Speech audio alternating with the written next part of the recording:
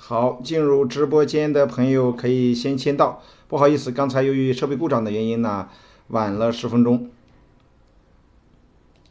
我们现在请大家进入直播间的人先签到。进入直播间的人可以先签到。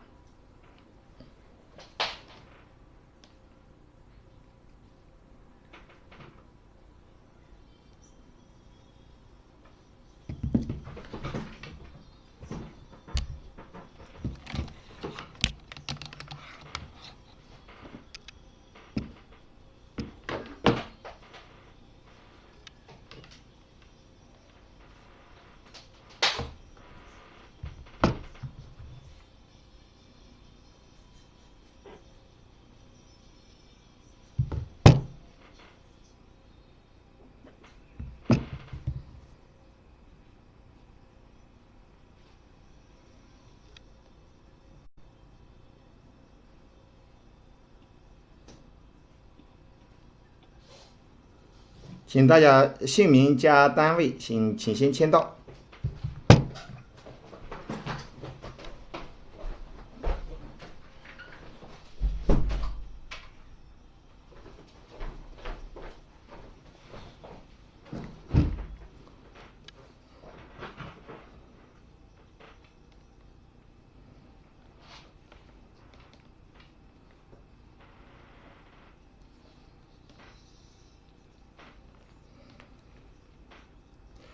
Okay, our today's topic is about motivation classifications of geologists and translators.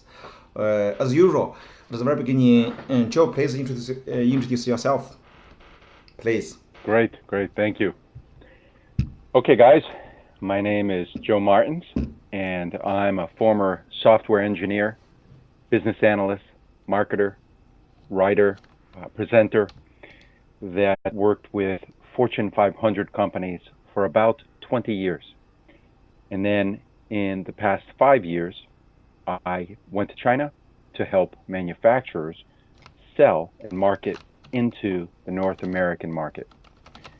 And over the past year, I have again begun helping people throughout China to communicate through conversational English, improve their communication, their speaking skills, their listening skills, and in collaboration with Dr. Lyu Guo, we do these presentations, these live streams, so that you can get exposure to a variety of topics spoken, discussed in English.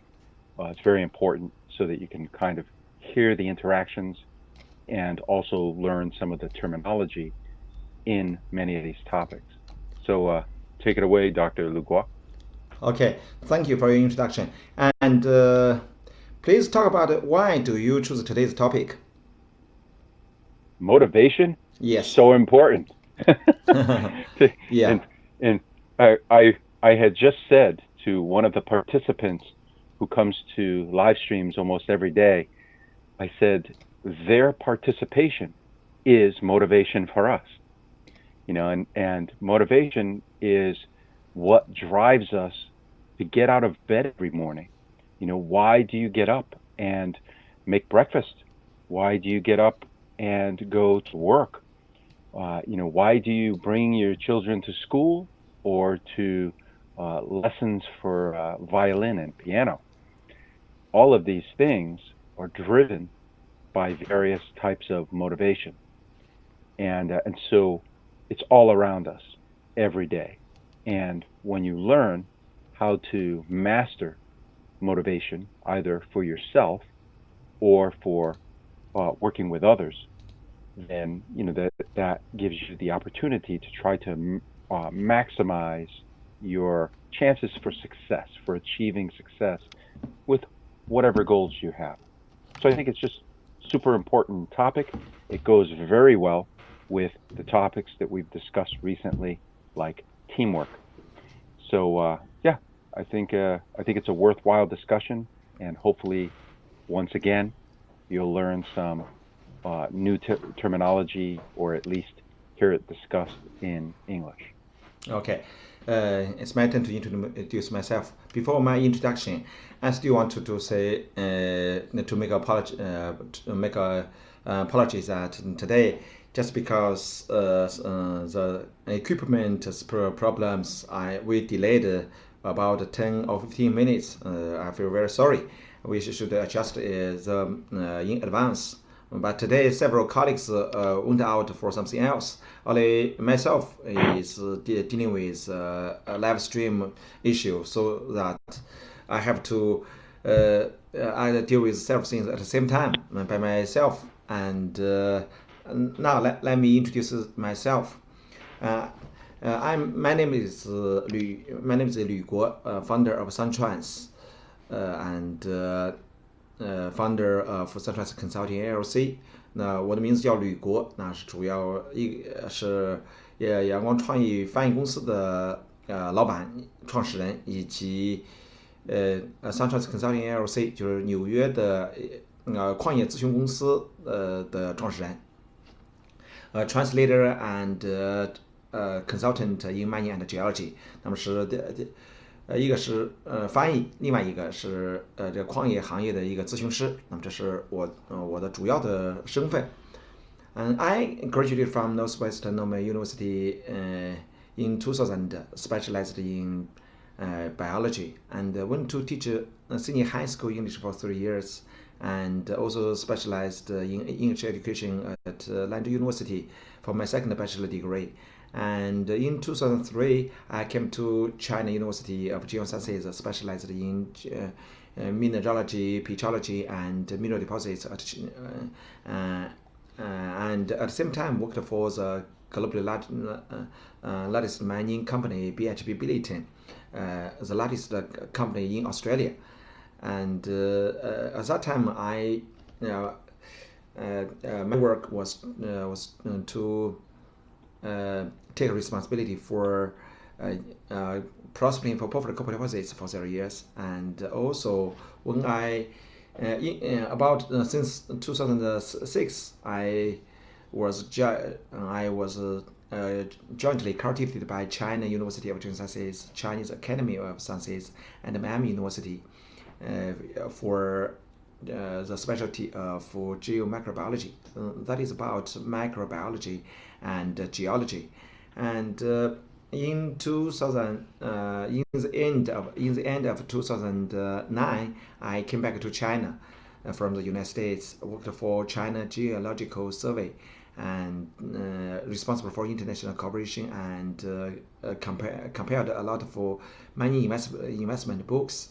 And in 2008, I registered Suntrans in Beijing at the gate of Tsinghua University. And in 2011, I registered Suntrans Consulting LLC in New York. And in the past 12 years, I have been in more than 30 countries to help Chinese companies to purchase mines and oil fields, especially in African countries, and Canada, Australia, United States, Sri Lanka, Costa Rica. We have a lot of projects in different countries. And in Africa, mainly in Uganda, Zambia, Ethiopia, etc. Okay, and our Suntrans are helping mining companies to raise money, and sometimes we also organize international conferences in mining and translation industries. For example, sometimes and every year we will hold the International Mining Development Summit once a year, even sometimes twice a year. And sometimes we also organize China International Translation Summit once a year. So sometimes we raise money for mining companies. Sometimes we also do due diligence for mining companies. Anyway, we have set up one platform, international platform for mining and translation. That's why today I'm familiar about mining industry and the translation industry. That's why we can classify geologists and translators where their motivations. Different people have different motivations. So before we open a company, if we are just a freelancer, maybe usually you concern a lot about yourself or your work. But as long as you become an organizer, because an organizer or a leader, that means you have to know nature, human beings' nature. People are different from each other, and why the reason that people do different things, maybe they are motivated by different reasons or different logic, different logics. So we must find out what's the motivations, and firstly classify them into different types, and then you will find it's very useful. Okay, Joe, would you like to talk about your opinions? Yeah, I think, especially as a leader, we talked a lot about leadership yesterday. And as a leader, it's important that when you're putting together these teams, if you were on the last live stream, you remember we were talking about putting together teams that can work effectively together. Right. And you're going to have many different personalities, different cultures. You never know who is going to be on that team. But what you do need to find out is what motivates them as an individual and as a team.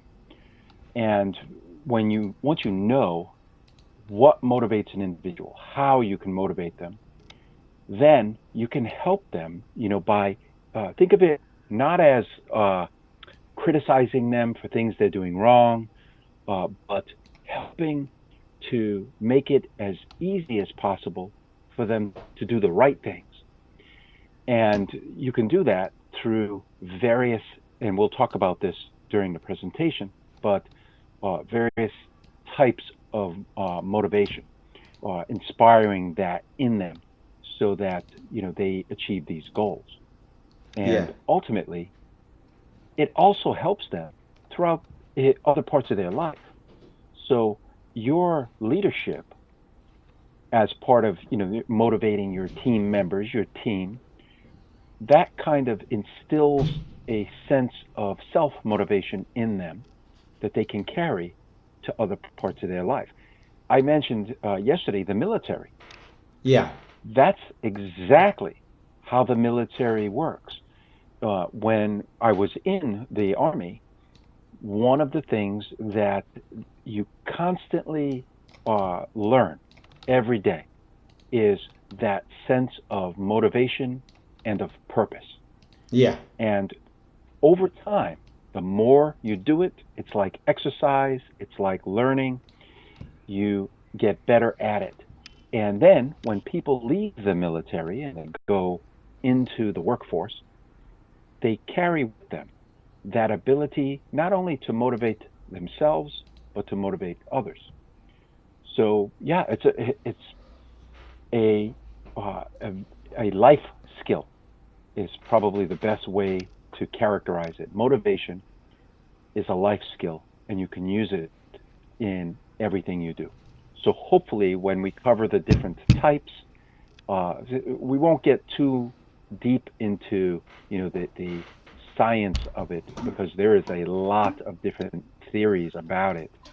But the different types, and then some practical ideas for how you can actually try to motivate within yourself or within the groups that you manage. Okay, and maybe in the beginning of February, I delivered a speech in Chinese that is about Instagram. That is how to identify different talents. I during that presentation, I classified the people into 9 different types. Actually, this is a science. That's very important. Different people are motivated by different issues, and during their growing up, they have formed different values or different concepts different, and so that, for example, we classify people into 9 types. The first type, this kind of person always that is perfection, belong to perfection. That is everything they want to be perfect. For example, in my home, when my wife is very typical of number 1. When we are getting along with each other at home, she must keep everything very clean, very neat, and she is totally different from other people. For example, at home, when we have a lot of towels or clothes. Some towels used for take a shower. Some may be used for maybe for kids or for adult. And anyway, a lot of towels. It may be about seven different towels for different time or different type. Sometimes I may made a mistake, and when I check when I go to sometimes I always forgot where is my key, where is my battery. She will immediately tell me. So of course sometimes she seems very picky and always blame other people and blames herself.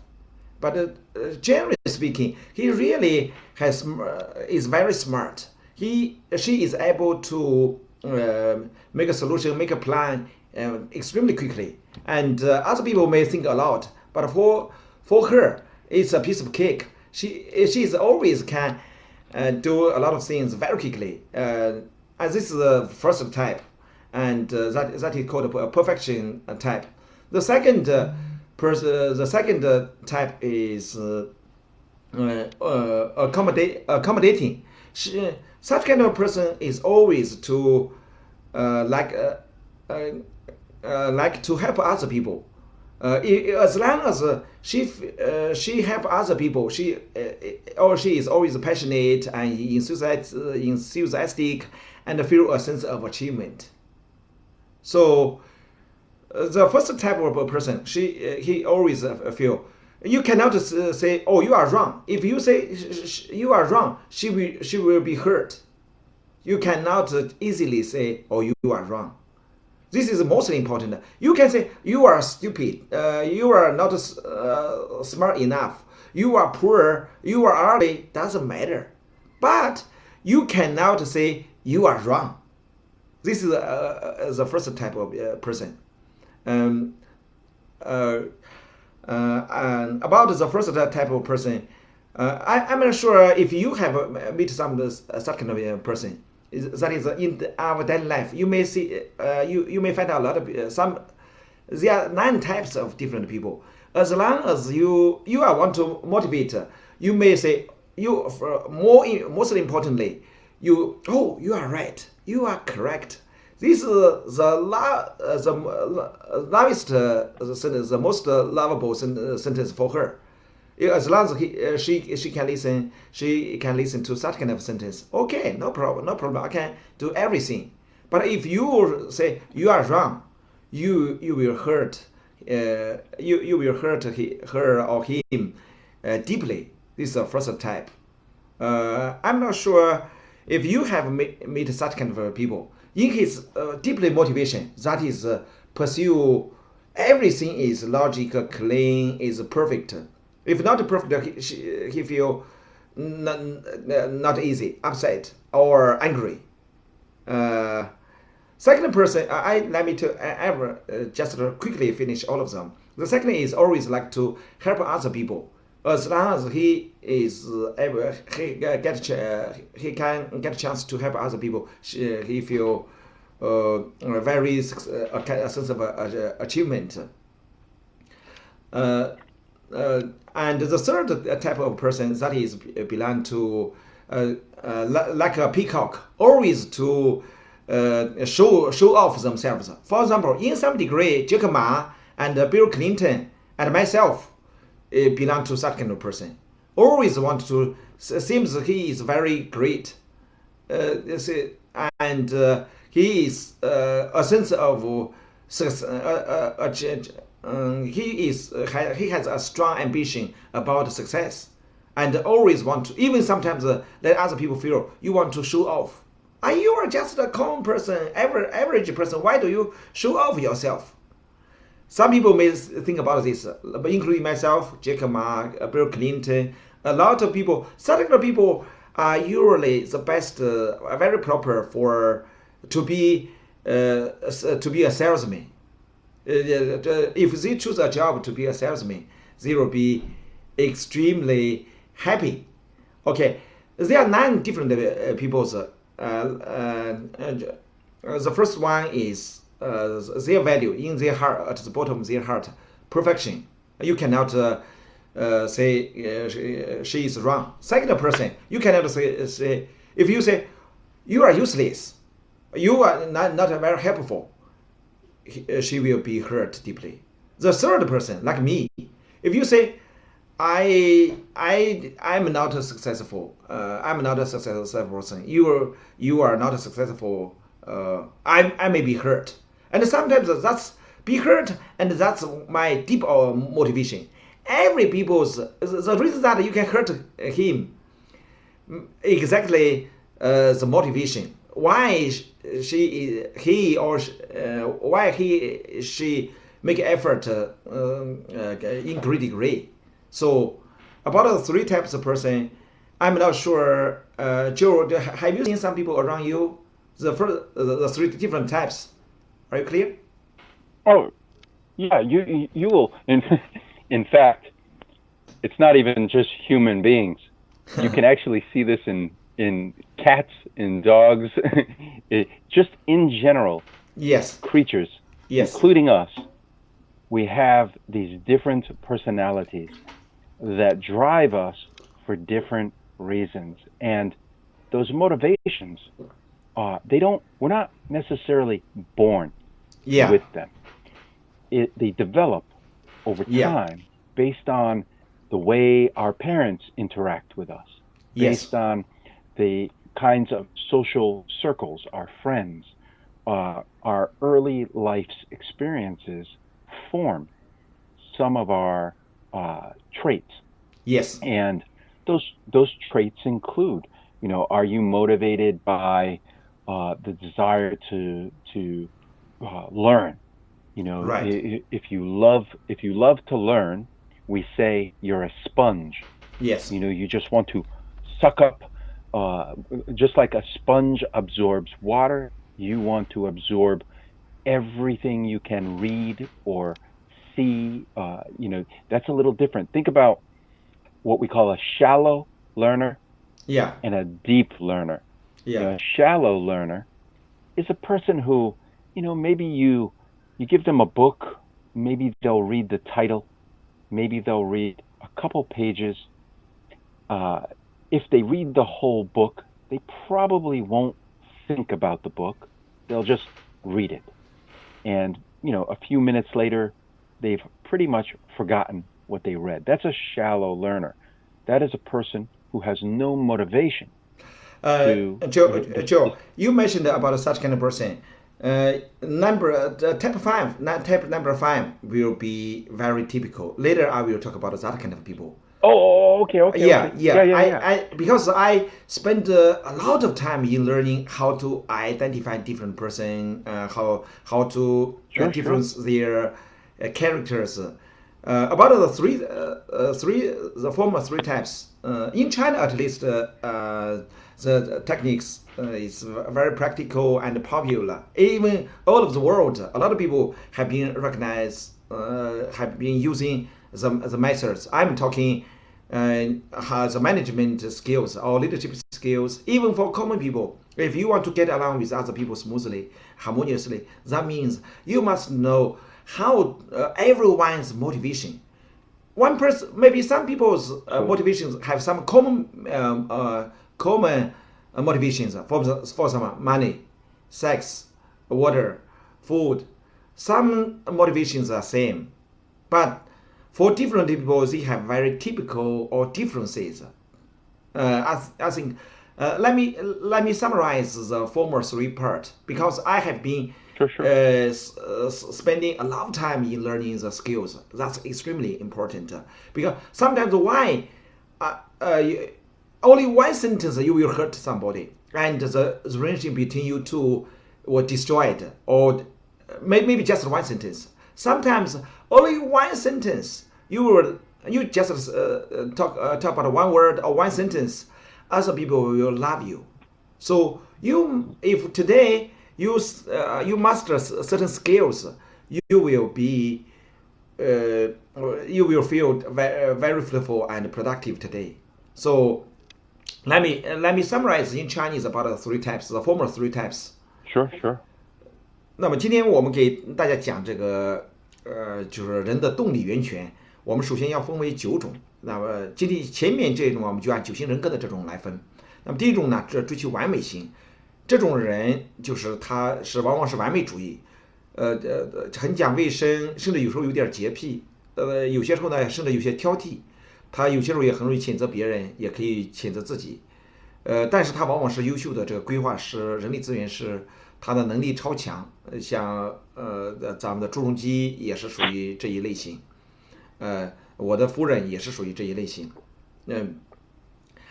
他们但是这一类型呢，它的最高的这动力源泉，以及价值最深层次的恐惧，就是你评价他对了还是错了。如果你说他最爱听的话说你 you are right， 你说对了。他最仇恨、最痛恶的深恶痛绝的话是你错了。只要你说你错了，这一类人他会要么激起极深的愤怒，要么就对你极其仇恨。那么优秀的人呢，当然他也有分高中低的阶段。这是第一类型人。第二类型人，我刚才讲着乐于助人型。那么他是特别喜欢帮助其他人，只要像比如活雷锋，只要帮助了别人，我就感觉到我有成就感，甚至把自己都考虑的很少。那么这是第二种类型。所以这种人呢，只要你对他评价，你非常有用，你对我们非常有帮助，那他就感到极其开心。有些时候钱都不一定是排第一位的，他对别人是否有用。那么这是第二类。第三类，我们有些人叫孔雀型或者叫成就型，他特别在乎那种成就感，我就属于这种，像马云啊、克林顿啊这些也属于这一种。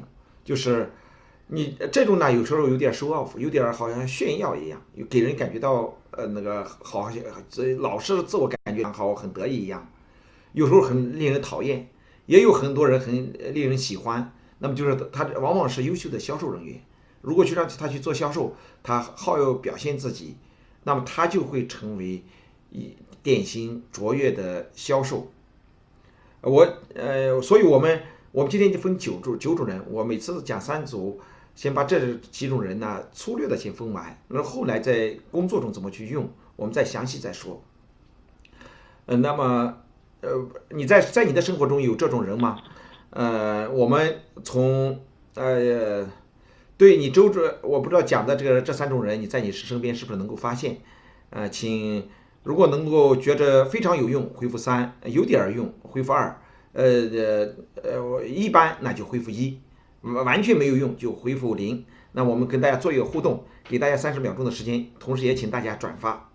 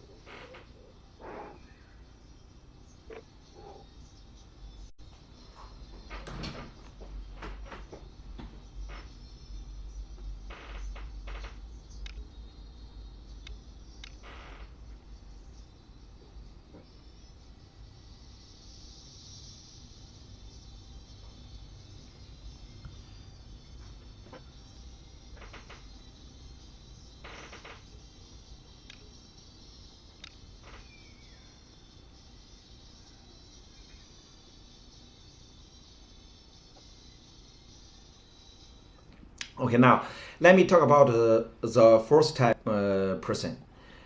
The first type that kind of a person is very emotional. For example, you will find some people around you. It's very interesting. You can listen. When you are watching TV or watching movie, some people will be moved or touched deeply, and even cry, or sometimes even happy, even when, after watching TV, when he was dreaming, he also cried or surprised or very happy. But some people say, it's impossible. It has nothing to do with me. It's not a real one. He died, just not myself. He was killed by the other people. He was the girl and the boy broke up. It's normal. It's not a real one. It's just a movie. For a lot of people may think about this, but for the first type of a person, she will say, oh, the handsome boy broke up with the girl. I feel so sad. She will that kind of person will be very emotional, and sometimes, for example, in the Red Machine, there is a very famous classic book, the Dream of Red Machine, or something like this. From that novel or that movie, we can say Lin Daiyu played a sort of a role. And when the flowers, there was a very beautiful girl, Lin Daiyu. She saw the flowers falling down to the ground. She will cry.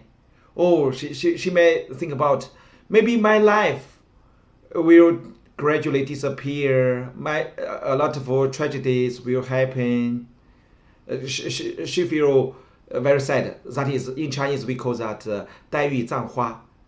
And some people, just because she is very emotional, that she in the inside, she has a lot of, even sometimes the cloudy or sunny, her heart will very excited, or sometimes feel very depressed. Her emotion will be influenced by the environment in great degree. Such kind of person, usually, some people may be just very common. Some people is very fragile, very vulnerable, or very easy to be motivated or touched, and we can call that 多愁善感型. So this is the first type of person. Usually, such kind of person, if they are developing very greatly, maybe they will become a very famous writer.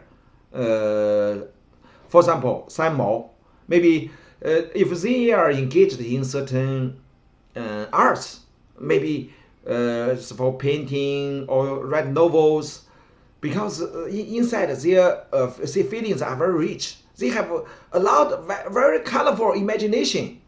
Maybe, for example, the author for Harry Potter. The author divorced her husband. Just brought his kid every day, stay in the coffee shop and write some things. But his imagination, her imagination is very colorful. So she can imagine a lot of stories and to publish the stories. Finally, she became a one of the richest authors in the world, Harry Potter's author. So some people, the first type of a person, usually she is very, very emotional. Sometimes bad, sometimes good. If one person is cry, excited, or maybe some people say you are not mature enough, like a kid, childish or childlike. And what if she is able to write authors or to choose some work, or to be actress, to be actor. Maybe she will feel very, very at home and maybe very successful. So her motivation is about the emotion ups and down very intensely and frequently. So about such kind of person, I'm not sure around you, the people around you, have you found some people who are very vulnerable or very good at and influenced by people around them or the environment around them? Joe, would you like to talk about such kind of people around you? Have you found some people? Yeah, the people that are influenced by those around them, absolutely. I think to some extent we all have a little bit of this. Some people more than others. Some people rely on a lot of external influence in order to motivate them. So, for example, weight loss. If they have do you often cry? Do you easily be touched by a movie? Always cry, or not very many? I have been known to sometimes. Depends on the movie. Depending on the movie. Most of the cases, most people will not cry. Some people will cry. like in the Terminator, where he dies in the end. Oh, it's very sad.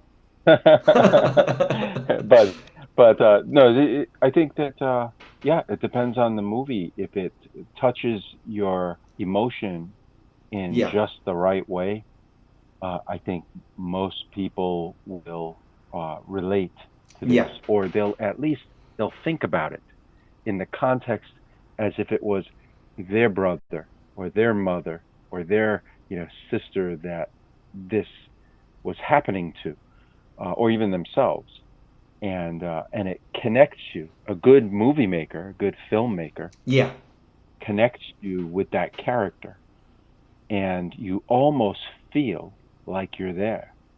So I think people who are predisposed to that, they tend to be a little bit more emotional. Somebody telling them something terrible about themselves, oh, you look kind of fat, you should lose some weight. It's a terrible thing to say to them, because usually they also take it very hard, very seriously, and there are people in my lifetime, friends, who develop things like an eating disorder. Because their emotional type, their motivations are all from external.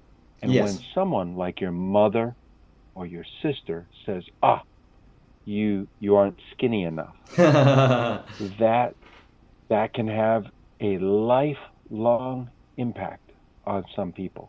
And I have friends that struggle for 20, 30 years with things like eating disorder, because the way that they were treated and the way that they are motivated came together and produced a very negative result. And you have to be very careful about that kind of person. You have to be, have some sympathy, have some tact. The way that we speak around it. And because you want them to perform at the peak. You want them to be their best. You don't want to necessarily hold their hand, babysit, right? When we say hand holding, that's like a babysitting. You don't necessarily want to go that far. But you certainly want to be encouraging, inspiring, because for that type of person, that is one of the things that motivates them. You're right. Yeah, we have to be very, very careful to not undermine their motivations. Okay, let me summarize in Chinese. 刚才我讲了第四种类型的人，那么呢，我们叫做多愁善感型，林黛玉就是最典型的表现。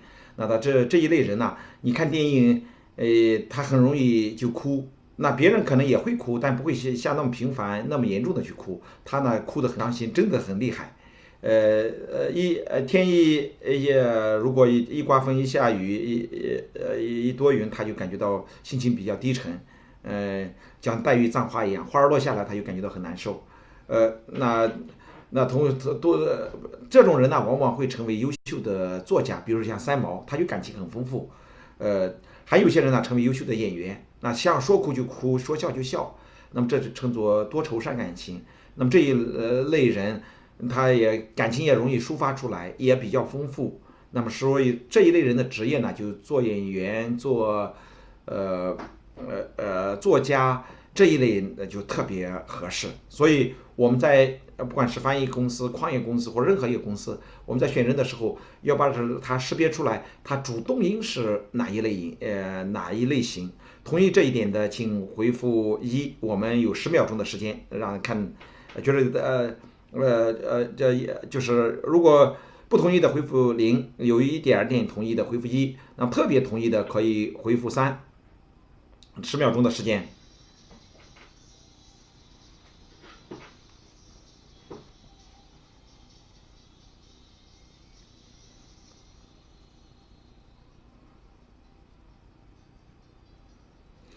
Okay, about the fifth people, you can find a type of people.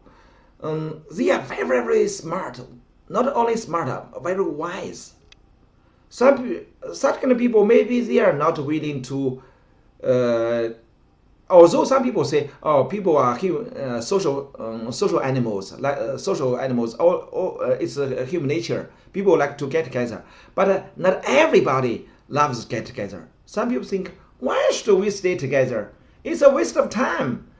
If what's his interest, his motivation? His motivation is to a million of wise or his motivation is to know the unknown world. For example, a lot of outstanding scientists belong to such kind of people. They don't like to get around go to some crowded places, get a gathering. It's a waste of time. Even I have no time to get the prize. I just want to focus on my research or read some books. When he is young, maybe he will check. Oh, let me see the speaker, the microphone. What does it work? Let me unfold it and see what's the secret. And his motivation is always about to know the future. So for such kind of person, if you laugh at him that you are foolish, you know nothing, you are ignorant, and you really stupid, he will be extremely annoyed. If you said, "Oh, you are very knowledgeable of certain fields," he will very very happy. And for such kind of people, usually, of course, she has a lot of shortcomings, some strengths, and some people love them, some people don't love them. A lot of scientists are such kind of people. They are motivated. Motivated by the curiosity, by the unknown world. The reason that he is existing in the world just to explore the unknown world. If so, he love to stay by himself, just to search certain things, even reading books at home. Don't want to waste the time to talk with other people, and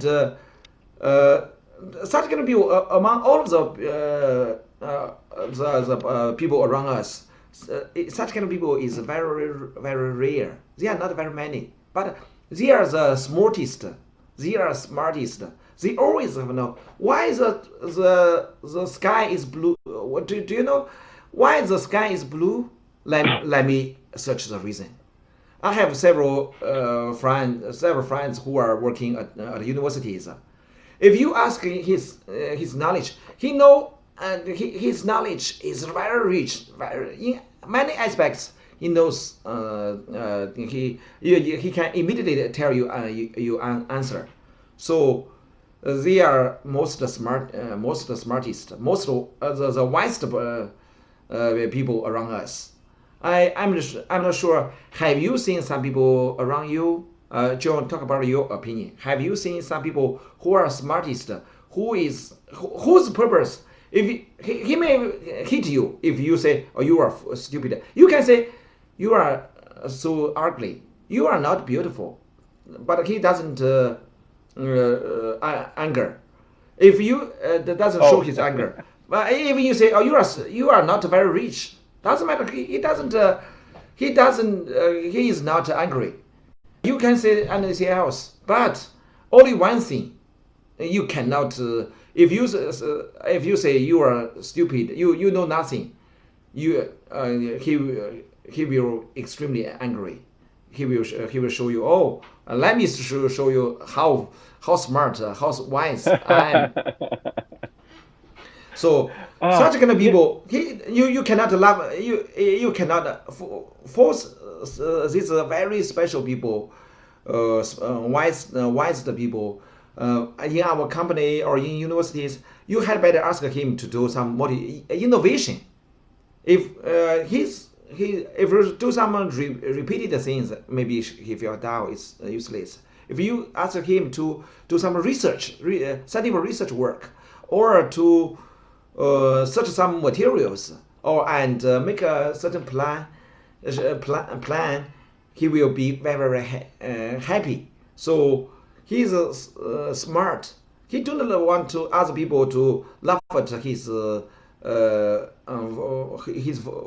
He is a fool.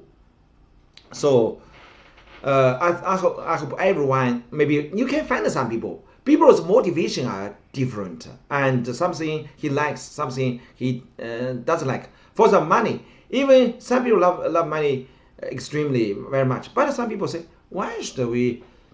Money, I have the basic money. It's okay. Why should we have so much fortune? It's useless. Let me know the science, knows the reason, knows the truth. That's most important.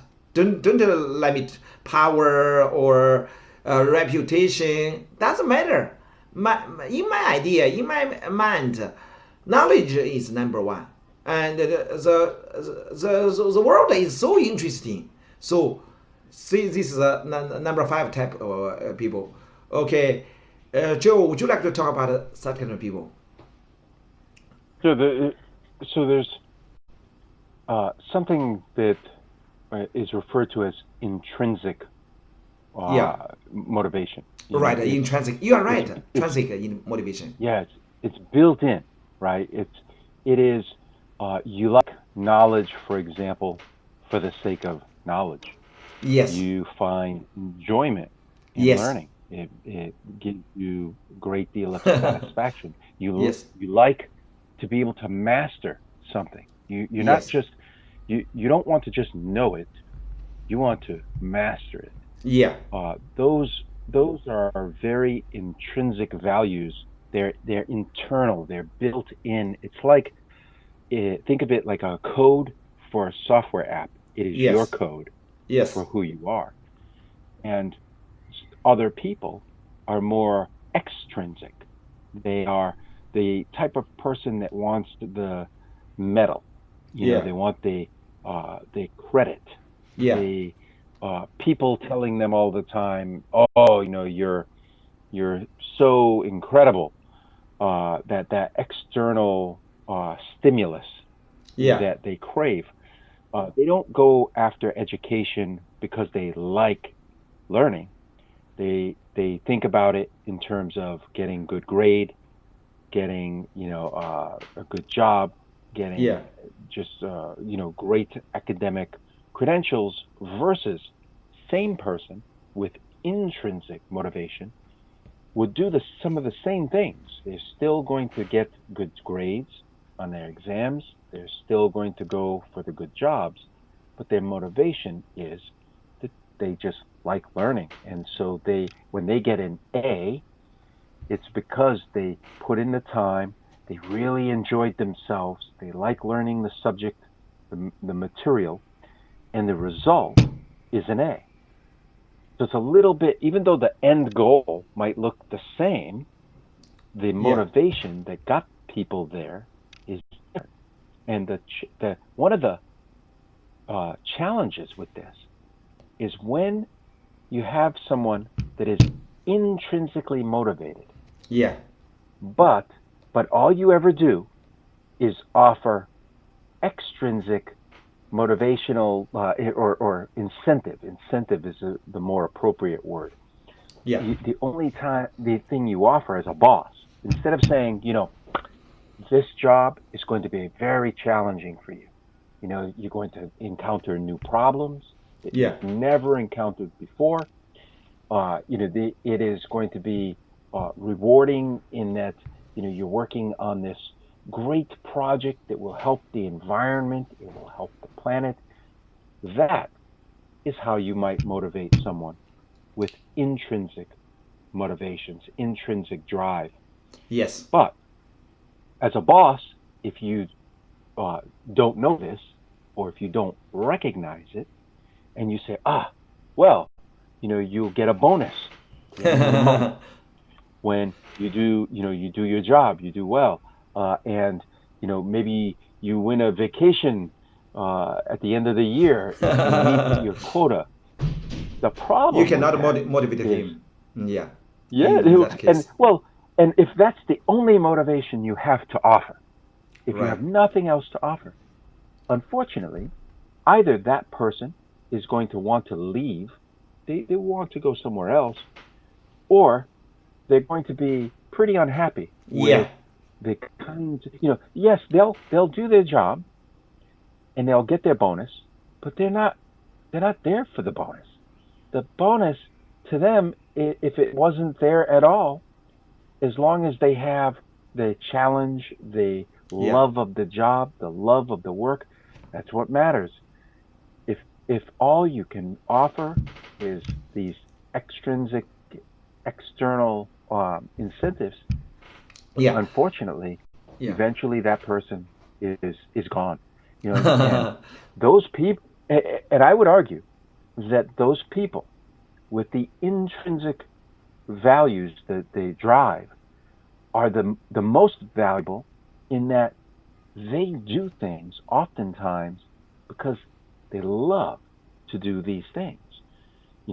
That's an incredible person to have on your team when you're trying to accomplish great things, because they like to accomplish great things. Right. And it doesn't take a mountain of money. It doesn't take fame. That's not what they're after. The other type of person, that extrinsically motivated person, unfortunately, if you give them this much money, they're going to want this much. And this much is not enough. They're going to want this much. And that's it. That's different people have different motivations. It's really. When we finish all of them, we can talk compare the 9 types of people.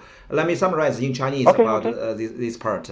刚才我们讲了，这个人有9种类型，虽然有些的动力源泉呢是共同的，还有一些呢是人跟人是不一样的。它是我们刚才讲的第5种类型呢，它就是有些人呢叫理智型，有些人呢叫智慧型。那第五种人呢是所有人群中他最聪明的一种人。这种人呢智商往往是最高的，他往往是优秀的科学家，他很聪明，他好像做事很理性。那么这种人他最大的动力源泉呢是探究未知世界。你对金钱啊，对享受啊，对娱乐啊，他虽然有，但没那么强烈。但他最强烈的力量呢，就是对未来世界的探究，他有这种好奇心。所以你看，这个爱因斯坦啊，还有很多特别伟大的科学家呢，都是属于这一类型的人物。他甚至有些时候呢，不愿意去经常性的去聚会，觉得聚会有点浪费时间。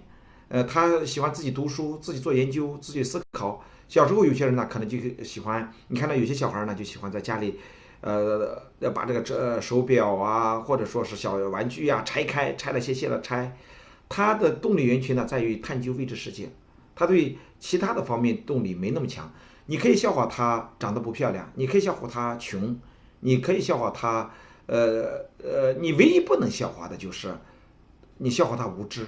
你如果笑话他无知，他会感觉到极其仇恨，所以这也往往是他最强的这种动力源泉。在人跟人不一样的，有些人呢，你给钱就能驱动；有些人呢，你觉得他对别人有帮助就能驱动；有些人呢，你只要认可他，认为他是对的，他就能够被驱动。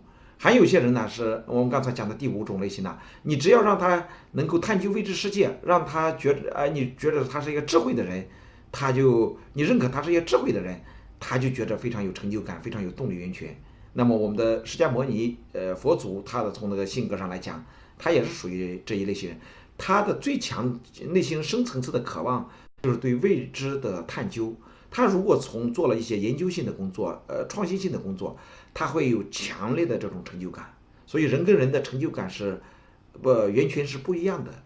那这一点上，觉得对大家有帮助的人，没有帮助的人，不认同的请回复0，有帮助的有强烈感同身受的请回复3，弱一点的回复2或1，给20秒钟的时间，也请大家帮助转发，谢谢。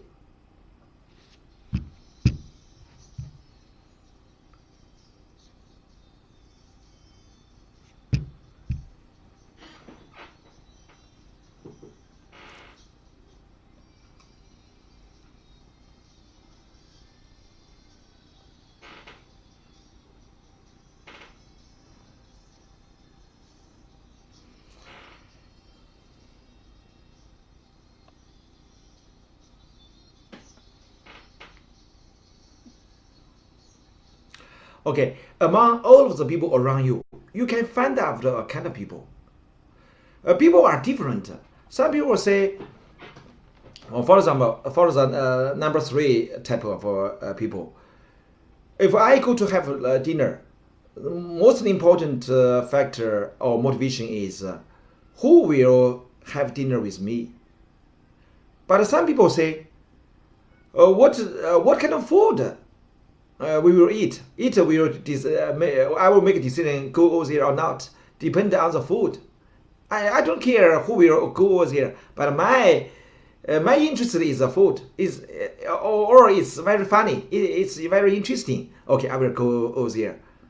You can say even people go to have dinner, they have different reasons, different motivations. Number type. People around us, you can find out a kind of people.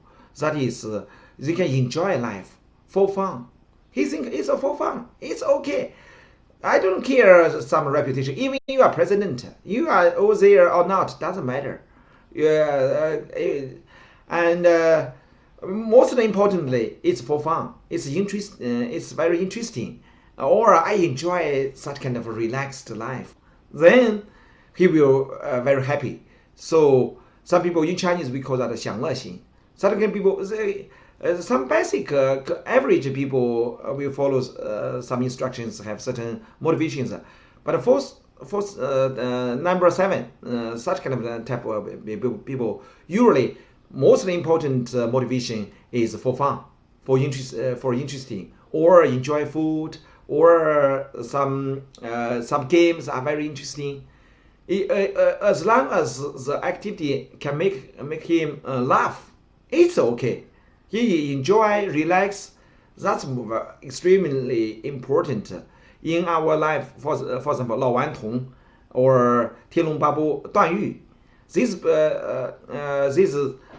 roles are these roles all belong to number 7 type of people. They are motivated by fun or by some enjoys. If she or he feels it's interesting, then she will do it.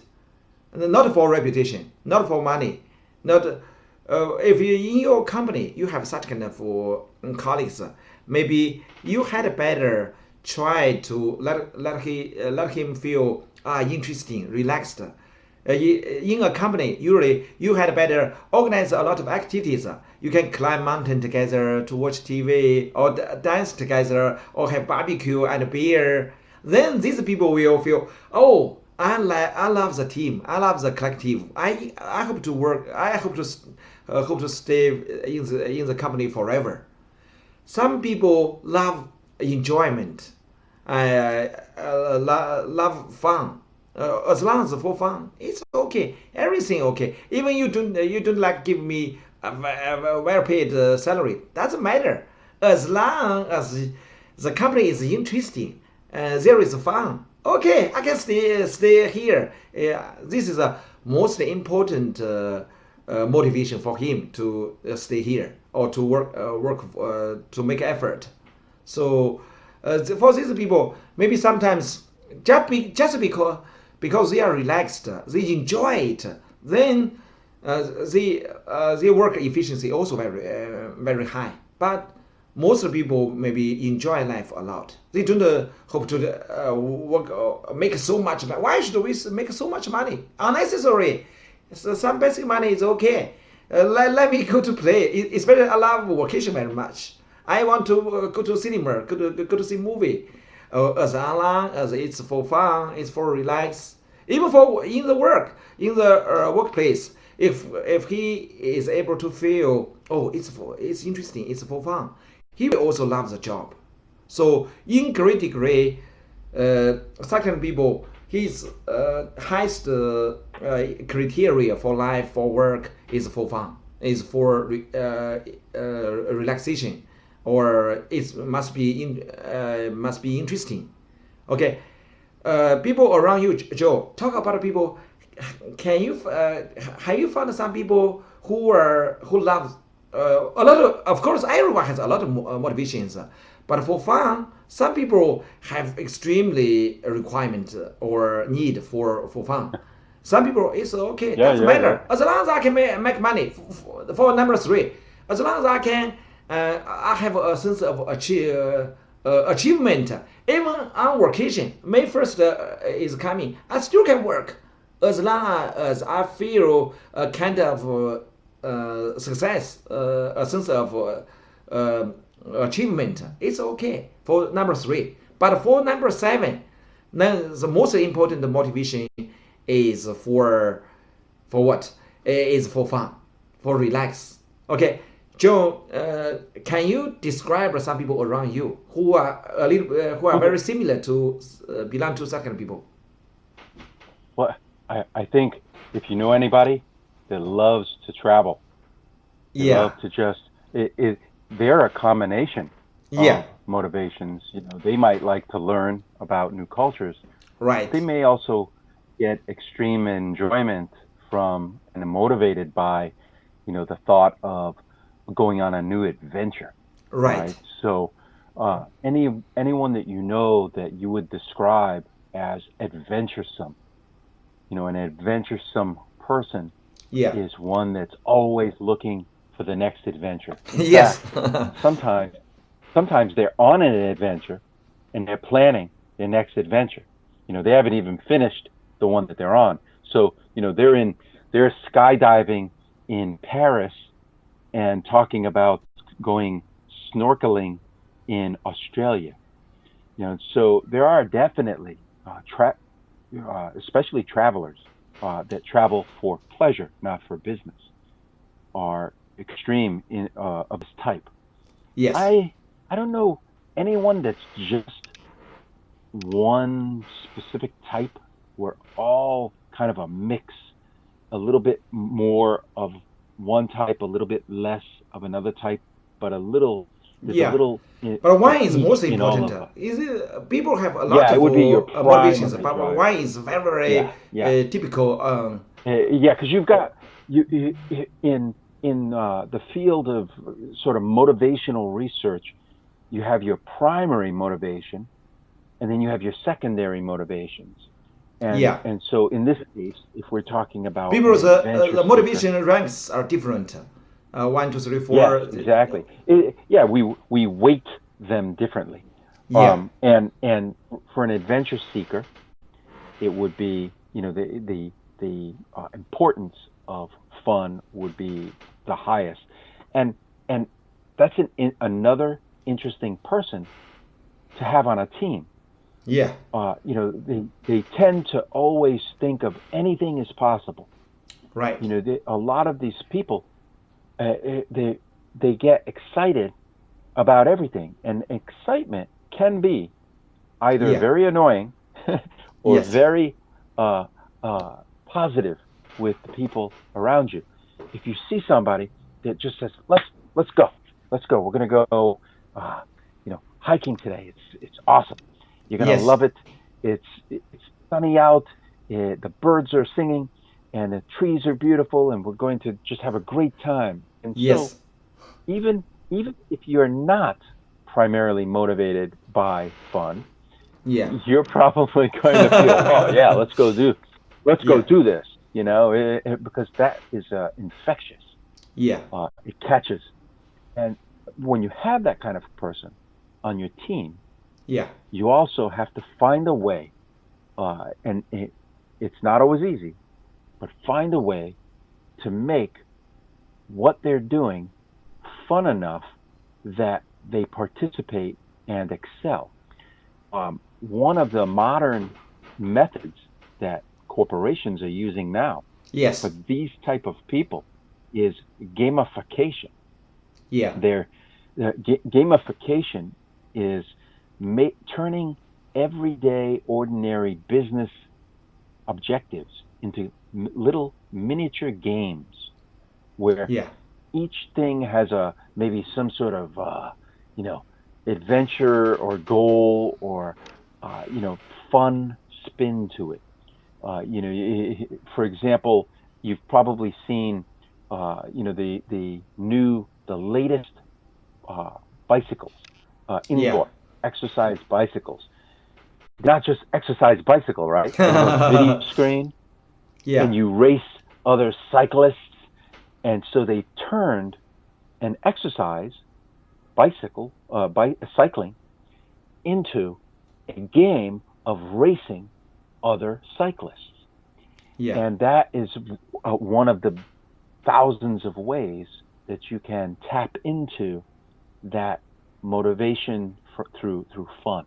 And companies are doing some very innovative things with gamification to attract and retain talent that's very smart, but they're motivated by the entertainment, by the fun.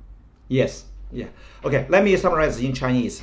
那么刚才我讲的是第七种人，第七种人呢是比较常见的，很重要的，最典型的就是咱们看电影里头、电视里头呢，一个是那个《天龙八部》里头那个段誉，还有一个《射雕英雄传》那个老顽童，这些呢就是你只要这个要享乐型，你只要让我玩得好、吃得好，那我就觉得很愉快。在一个公司里头工作。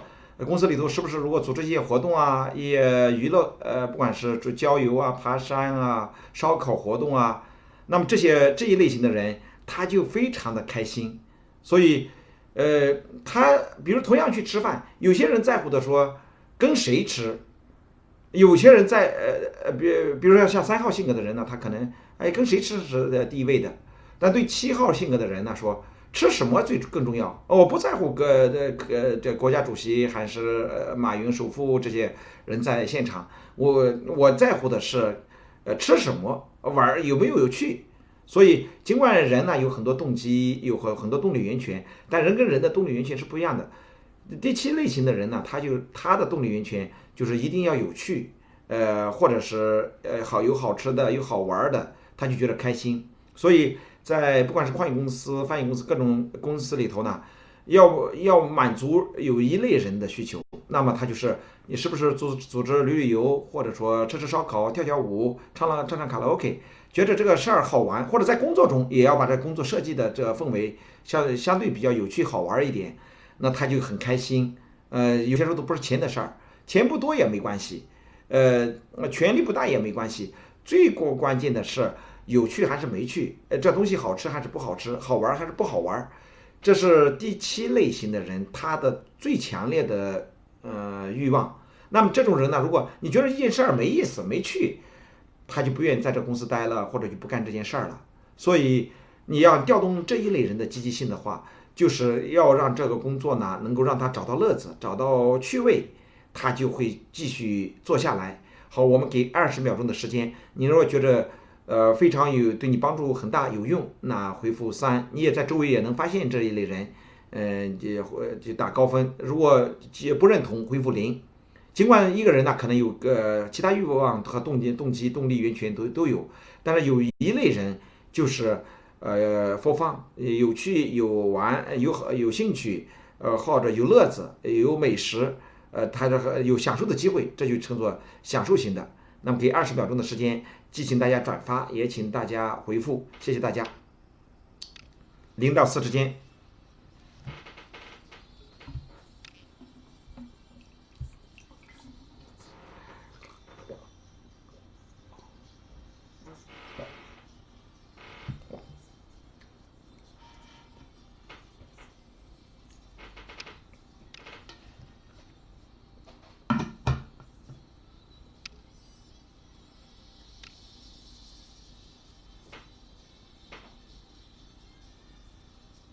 Okay, number 8. Number 8, such kind of people, that is leadership, leader.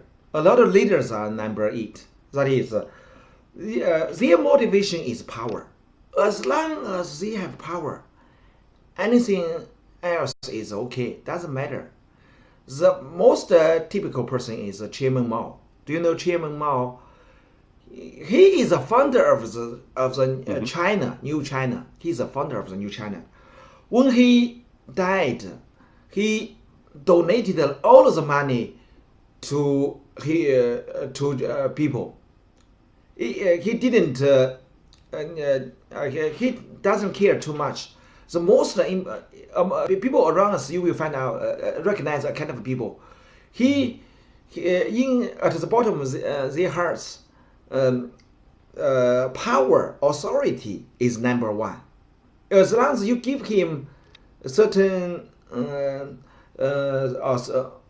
certain power, he will be excited, even when not very important.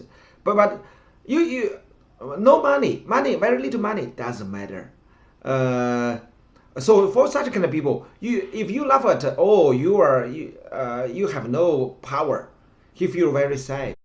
If in a company, if you authorize him money, appointed him to be a leader in a group, he will be, I am leader. Okay, I can organize I can integrate all of the resources. And usually, such kind of people, you don't have to train him a lot.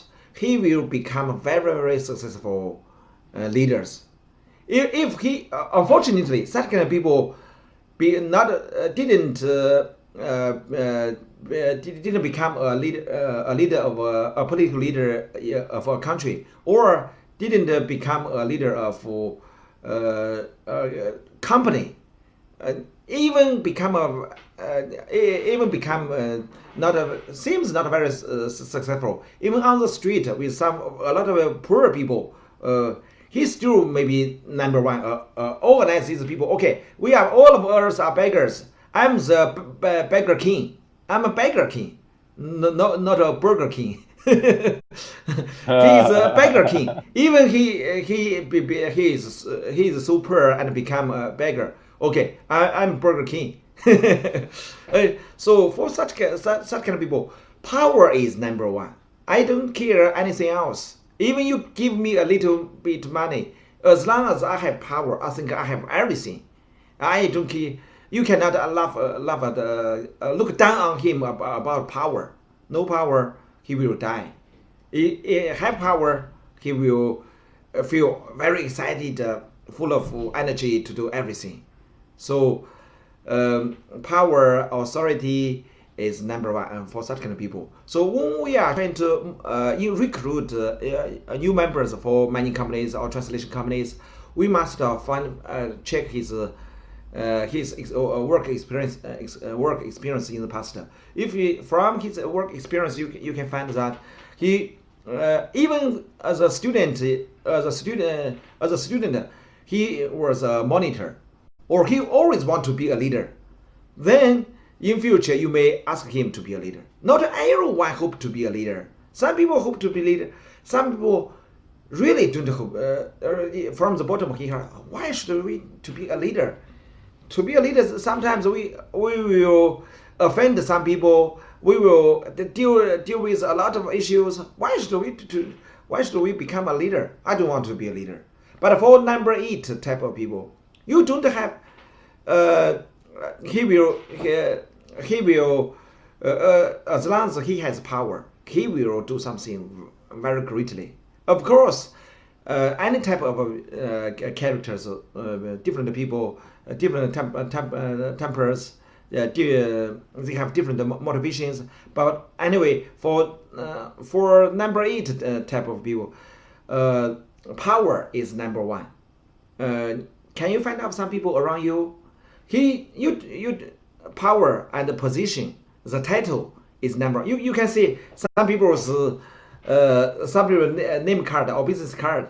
You can see a lot of titles. Oh, the CEO, the founder, or the chairman, blah blah blah. Several lists.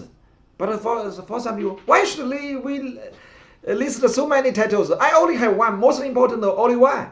We don't have to list so many titles. I don't care. Some people list a lot of titles. Even a company only himself, but he has a lot of titles. And but especially for the power, he care a lot about the power. You don't have to about money or something else, or you don't have to sing high price for him a lot. But power is number 1. So talk about some people around you. Can you find out such kind of people around you? Yeah, I mean, Chairman Mao is I've very seen it typical. at 2 levels.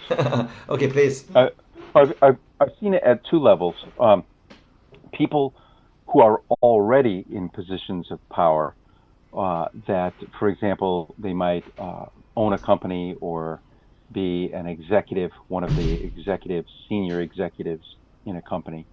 And oftentimes, even in their seat of power, let's say CEO, they still are motivated by looking at, others and seeing their power relative to their own.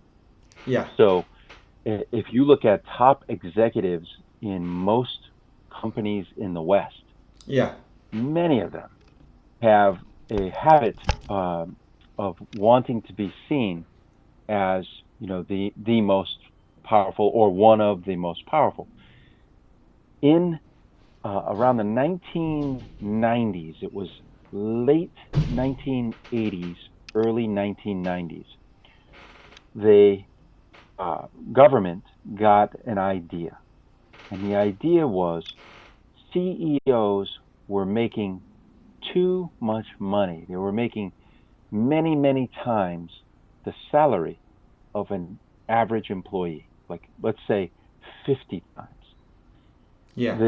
So they said, we will publish publicly in the public filings for the company. Yes. We will publish the salary information. Yes. So that everybody can see, if it's a public company, not private company. Yeah. So that everybody can see, and they thought that these CEOs who are driven by power, they thought that they would feel shame. I make 50 times more than an employee. They're not going to like me. That's not what happened. What happened was now all of these CEOs could see each other's salaries in the public company. Right. So Apple could see what Microsoft was making. Microsoft could see what Oracle was earning. And now they wanted more. Because they go, hey, wait a minute. He's making 50 times. I'm only making 30 times the salary. I want to make, more. Compensation packages for these CEOs took off like a rocket. Yeah. Now, an average CEO makes hundreds of times, not dozens, hundreds of times the income of their average employee. So people who are heavily motivated by that what we would call a power trip. When you're on a power trip, you are hungry for that power. And unfortunately, it depends the context on whether or not this is a good source of motivation. But sometimes that can get a CEO to want to perform at absolutely the best so that they can command the highest salaries. But that's not how salaries are always given out. There are many CEOs who perform very poorly, but they still get very large salaries, very large compensation packages. So anyway, the people in positions of power like this, it's almost like an arms race. If you're familiar with the term arms race, it's the military weapons. One country has this many, another country wants this many. So this is CEO going, he has higher salary, she has higher salary, and it just never ends. Salary is now, not everyone concern a lot about salary. A lot of people concern, but not everyone. It comes with it. Right. Yes. It comes kind of with that power. It depends on how you perceive, how you measure power. Right. Is power influence? Yes. Is power your bank account? Is power, your control? Right. So even within people motivated by power, they are motivated by different sources or perceptions of what that power is made of. What constitutes that power? Okay. Yes. So and that's at the high levels, right? At the lower levels, just everyday people, you can see it, and they are interested in promotion. Yeah. I want to get to the next level, on the ladder. I want to be. I'm a supervisor now. I want to be manager, and then I want to be senior manager, and I want to be the vice president. Yes. They are driven by this idea of greater and greater source of power. Yes, their motivation is to be top leaders, to be a top leader. Yeah. And hopefully, for that kind of person, you can leverage if they're a good leader, not if they're a terrible leader, but if they have the makings of a good leader, you can help retain that talent by giving them responsibilities. You say, okay, I know that you want more responsibility, which is power, right? So you want more responsibility. I'm going to put you in charge of this new team that I'm forming. And when we are trying to get along with number 8 type of people, usually we just care 2 or 3 points. One is you must show this is a king, this is a leader. Okay, I belong to you. I'm your subordinate. If you show this point, she will be very happy. If you say I'm the leader of yours, maybe sometimes she will not very very happy. And the second is you respect his power. If you feel he let him feel you are respecting his power, then everything will simple. It's very easy to deal with. Okay, let me summarize number 8 in Chinese. 那么第八号系的这一类人呢，他是我们叫做权力型。咱们最典型的就是咱们的毛泽东毛主席。那钱不是地位，即便是毛主席去世的时候，他把钱也几乎都捐光了，最后生涯也没多少钱，给子女也没有剩多少钱。那么毛主席呢，他就属于这种，他追求的最重要的这个动机、动力源泉呢，首先就是权力。有了权力，那我就有了一切，其他呢都不是最重要的。那么这一类型的人呢，往往他天生就是优秀的领导者。包括你看那个李清照的“生当作人杰，死亦为鬼雄”，活的时候就在人中是人杰，要优秀的人；死了之后，在当鬼的时候也要做鬼中的大王。那么这是李清照也属于这种价值观。那么或者是他的动力源泉，他属于8号的性格第8号的动机来源。那么就是权力，他只要掌握了权力，那其他的都可以退而求其次。所以8号的人，他往往你在挑选人，你如果想要选领导的话，不是每个人都想当官的，但是有一类人呢，权力欲望很强，同时呢，他又能够正确的去追求，他在做的过程中也会全力以赴，往往他就是优秀的管理者。你想找优秀的管理者呢，8号天生就是优秀的管理者，你都不用太多的培训。所以在人当中，你要区分出来他属于哪一种类型的人。如果是属于8号的，那么他会，你想跟他相处的时候，你也只要么说表示臣服于他，他也会保护你，他也真的会全力以赴。那么我们人中呢，有很多都是8号的。Number nine. You among all of the people around you, you will find out for people. There is a kind of people. His relationship, interpersonal relationship, is extremely harmonious. He almost never argues with other people. He's very good at coordinating the relationship. He never argue. He's about his motivation. That is, the relationship must be comfortable. And let people, I don't offend you, I don't defend myself, and we are harmonious. Then he will comfortable. And usually, such kind of people will be supported by a lot of other people around him, just because he has a very harmonious relationship. Like in China, some political leaders, like Zhou Enlai, Weng Jiabao, the two are premiers, and their interpersonal relationships are very harmonious. When we are getting along with people, other people feel very comfortable, and even you are making some mistakes, he will not let you feel uncomfortable easily. So they are very good at coordinating people. In the office, usually if you have assistant or the direct one of the responsible for the human resources, or anyway, he will be very successful. And of course, sometimes he will very easy to compromise.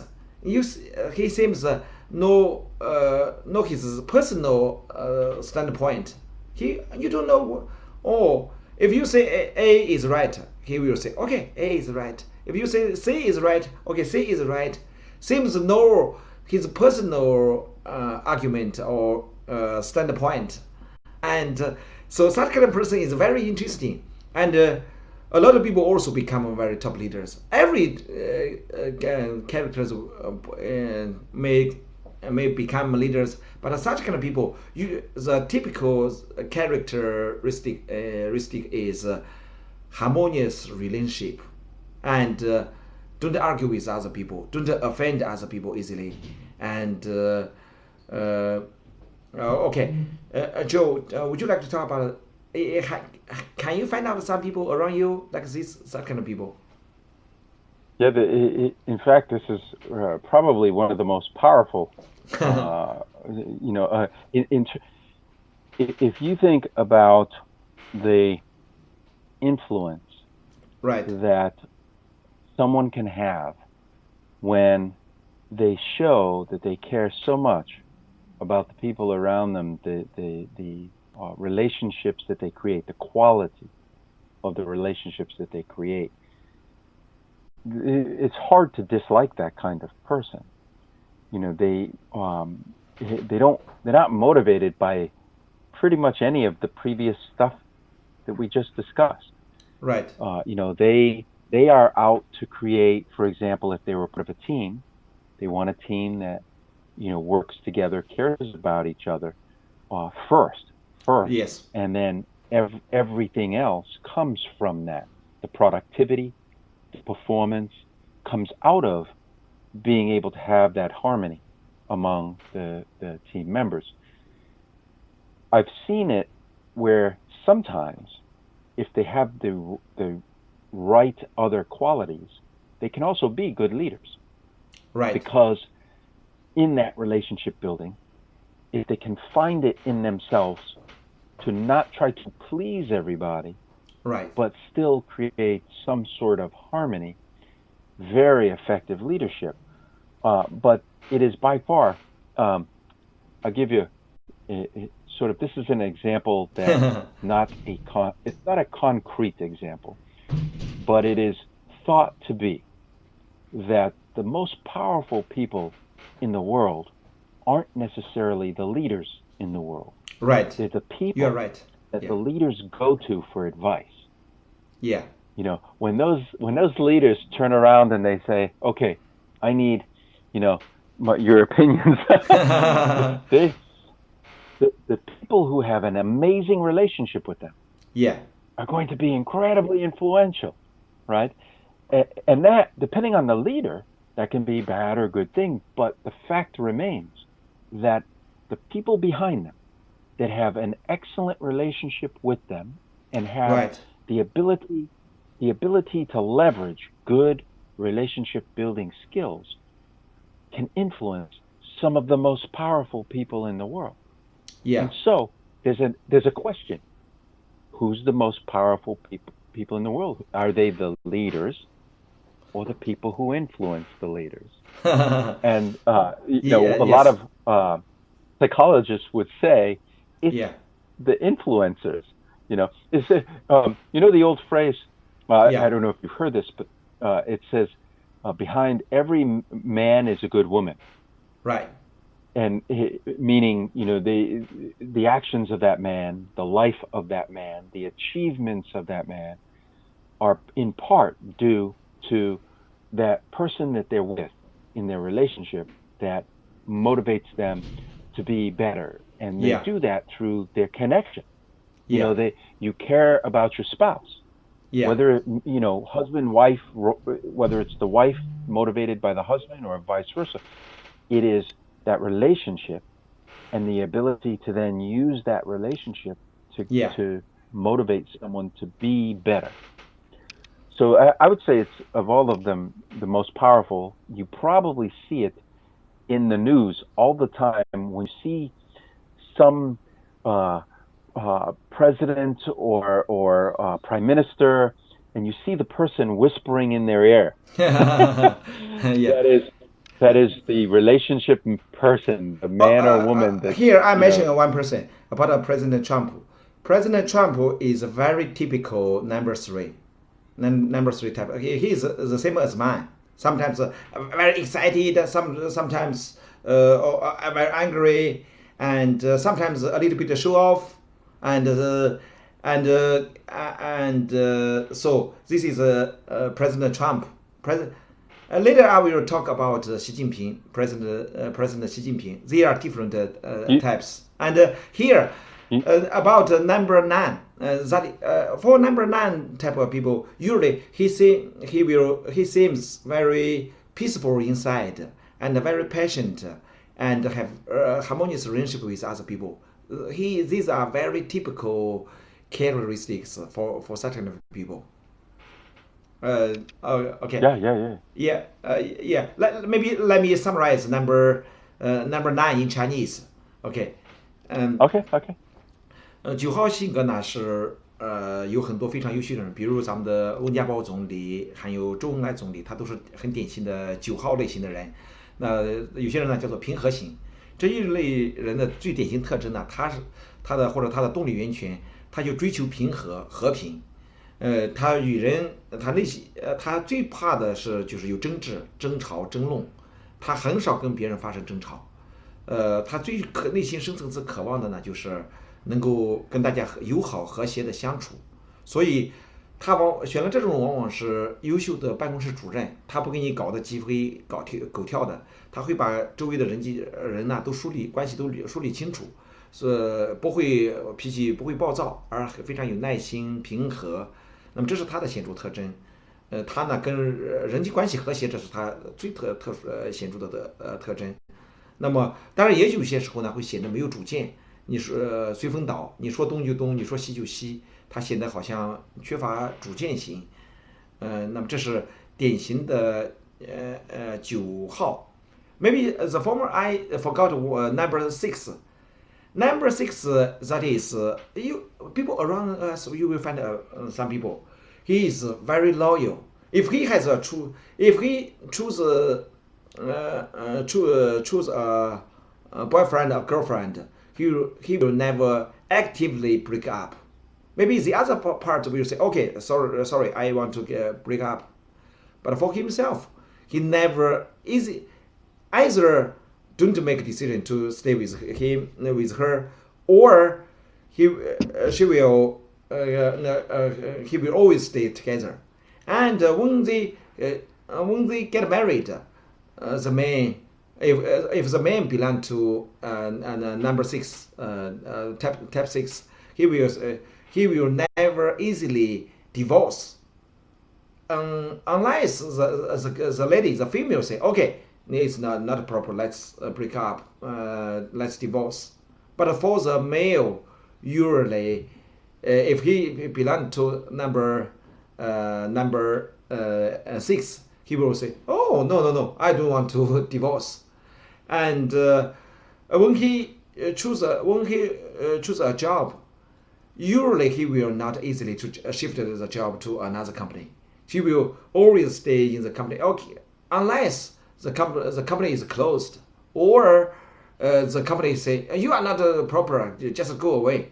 As the boss told him to leave, to quit the job, then he has to quit the job.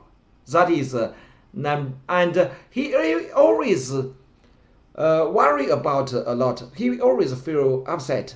For number 6, usually you see, you very seldom find that he is smiling. He usually seem very solemn, very it's very hard for you to find out a smile on his face. He usually don't smile, but always seem very formal, very solemn, and take everything seriously, and sometimes a little bit anxiety or upset or full of fear at the bottom of his heart. For such kind of people, maybe you will say, very typical. Our current president Xi Jinping belong to type number 6. Belong to such kind of people. You can say he seems very on newspaper website. Very seldom you can say he is laughing. But you can say President Trump, sometimes annoyed, sometimes angry, sometimes excited, a lot. He belongs to number 3. But for President Xi Jinping, most of the time, just common. You cannot excited, ha ha ha. It's impossible. It's very hard to see him. He is laughing or excited. He is very peaceful, and of course, we know President Xi Jinping divorced one time, not because of himself. His wife refused to stay together anymore. That's why he married a second wife, Peng Liyuan. So usually for number 6, he is very loyal. He is, and sometimes full of fear. He's worried about change. He disliked the chaos. He will hope to be everything is stable, no change. The marriage, no change. Work, job, no change. And he fear a lot. And for certain people, if you tell him tomorrow you will have you must deliver a presentation. Is the first night he will feel upset. Oh, if I made a mistake, what should I deal with it? Even he cannot sleep. He will worry a lot. But if really the second morning you ask him to deliver a speech, he seems still calm down. But the first night he worry a lot. Even if you can see some people, if you told the students, tomorrow we will have a very formal examination. The whole night some students cannot go to sleep. They may lay on the bed and worry. Oh, if I don't know the certain don't know how to do the work to take the test, cannot answer some questions. What should I do? They feel anxious, upset, and full of fear at their heart. But as long as they really do it, they don't fear. Okay, let me do it. Even sometimes maybe he find maybe he have to fight with some people. Before the second day, they will fight another one. He feel a lot of upset. If the opposite is very strong, how should I deal with it? But the second day, if he really has to fight the other one, he doesn't fear too much at the moment on the side. But before that, full of fear. A lot of, so from the bottom of his heart, uncertainty is deepest fear in his heart. He worry a lot about uncertainty. So he hope no change about marriage, work, everything. Even he hope to. Even of course, sometimes he feel a little bit lazy. People are different, may change a lot, but for that kind of people, usually not for work, no change. For marriage, no change. Always stable is most important. I'm not sure if you have. Can you find some people around you? Well, when I was younger, the entire culture. Yeah. The entire culture of employees for many years was an extreme loyalty to their employer.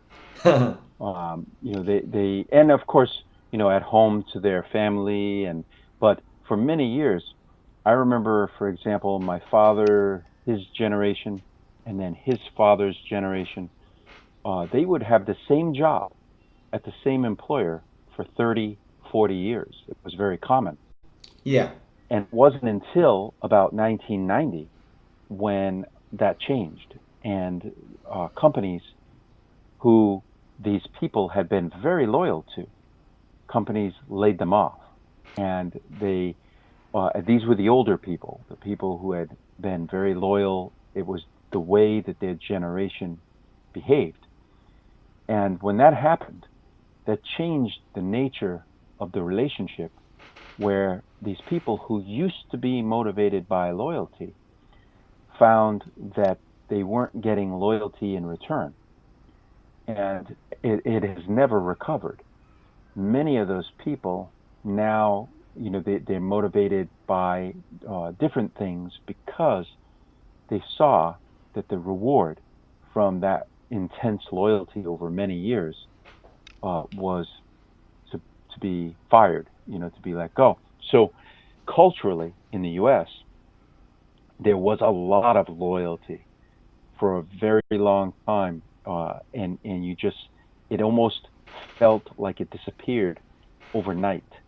There are still people who are driven by that fit that description, but they are far fewer now, and they look at it more opportunistically.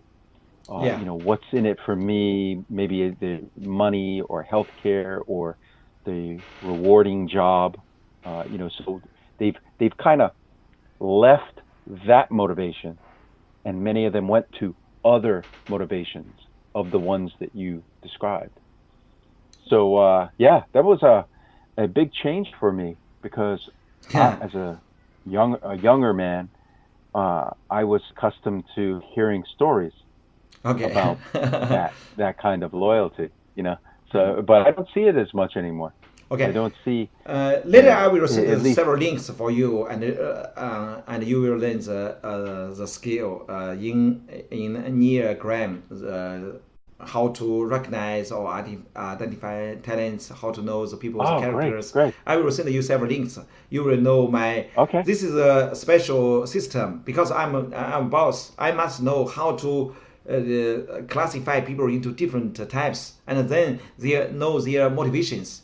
Otherwise, you see, every people is the same. If you use money to motivate or drive people, actually people's motivations are different. So that's why today the first job is the classification. We know people are different. You cannot use the same way to treat different people. Okay, let me summarize in Chinese about number six. 那么刚才呢，我们在9种人中呢，前面忘了第6种，我在这儿讲第6种人。第6种人呢是非常特殊的一种人，咱们的国家主席习近平就属于第6种人。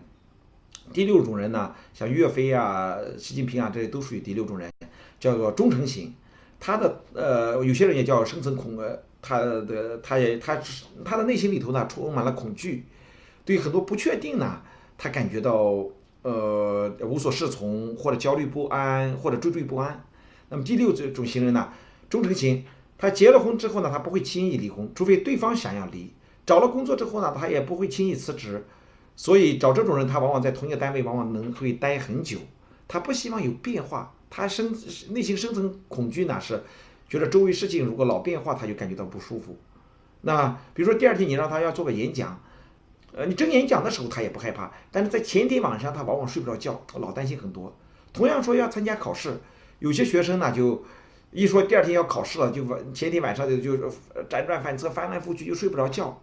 但是对于6号性格的人，那他就尤其典型。有些人呢考就考呗，考高考低也没关系，我明明考嘛。他第1天晚上他老是担心，他担心考不好咋办啊？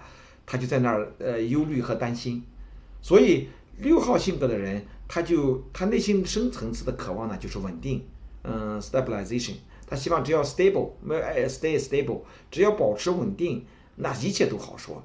所以他这种人不容易离异，不容易换工作，不希望周围人关系有变化，这是他所追求的，我们叫做忠诚型。同时要有个别人呢显得有点懒，不希望有变化。那么也有些人呢是变得呢更加会更加优秀，人会整体上来呢，第6种人呢，你如果找到第6种人，他往往呢就是说，比如到了一个工作中，除非老板说你要走，如果不是极其特殊的原因，他不会离开一个公司的，他不希望有那么多变化。那么这是第6号性格的人。Okay, now we have finished all of them. Here we can compare some types of people. Some different people. We can see all of the people are different. They are motivated by different things. Number 6, why they are loyal? They don't want to change. They say some people say, if I divorce, I will find out another one. Maybe new one is much better. This is for other people. But for number 6, they say, oh, if I divorce, I may find out another very ugly girl or not as good as the former one. So I don't want to divorce. I don't want to quit the job. Now the current job have some problems. If I change it, if I improve myself, maybe I will be qualified for the job. If you ask me to find out another job, maybe that job will be much worse. I don't want to change the job, and so people are different. Let's summarize all of the types. Different people. For the first type 1, number 1, and these people usually pursue I'm wrong or right. If you say you are right, she will be happy. For number 2, if you say you are accommodating, you are helpful, And if you don't criticize her, or you are useless, you are not, then she will be happy. Number 3, if you say, oh, you are very successful, you are a successful man, he will feel a kind of achievement, a sense of achievement. He will be very happy and willing to do a lot of things for you. And then number four, maybe he just concern herself, just live in his own world, and he's very easily vulnerable and very easily be influenced by environment. That is 多愁善感型. Number 5th, he is trying to explore the unknown world. Let him he is very rational, and he is trying to know the whole world.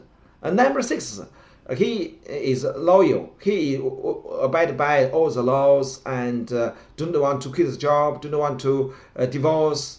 这是属于忠诚型，第6号型. Number 7, for fun. Such kind of people as already has some delicious food or some opportunity to travel, as long as it's interesting, for fun, he will be very happy. Number 8, as long as you give him some power, appoint him to be a certain leader, he will be very happy. Number 9, as long as you in the working place, you let him feel the interpersonal relationship is harmonious, and he will feel comfortable. And if always quarrel, he will say, oh, this is not a good environment. You can see, even for quarrel, different types of people have different attitude. For number 8, he concern a lot about power or authority. So sometimes he think, if we are trying to solve a certain problem, let's fight. Argue, fight. It's also a very effective way to solve problems. But for number 9, why should we argue? Why should we fight? We must use some peaceful way to deal with it. We must avoid the conflicts. We can, if you really have some matter, let's discuss friendly. Don't argue. Don't fight. This is number 9. So people's motivations are really different. So even a lot of people, everyone love money, but money is not always number 1.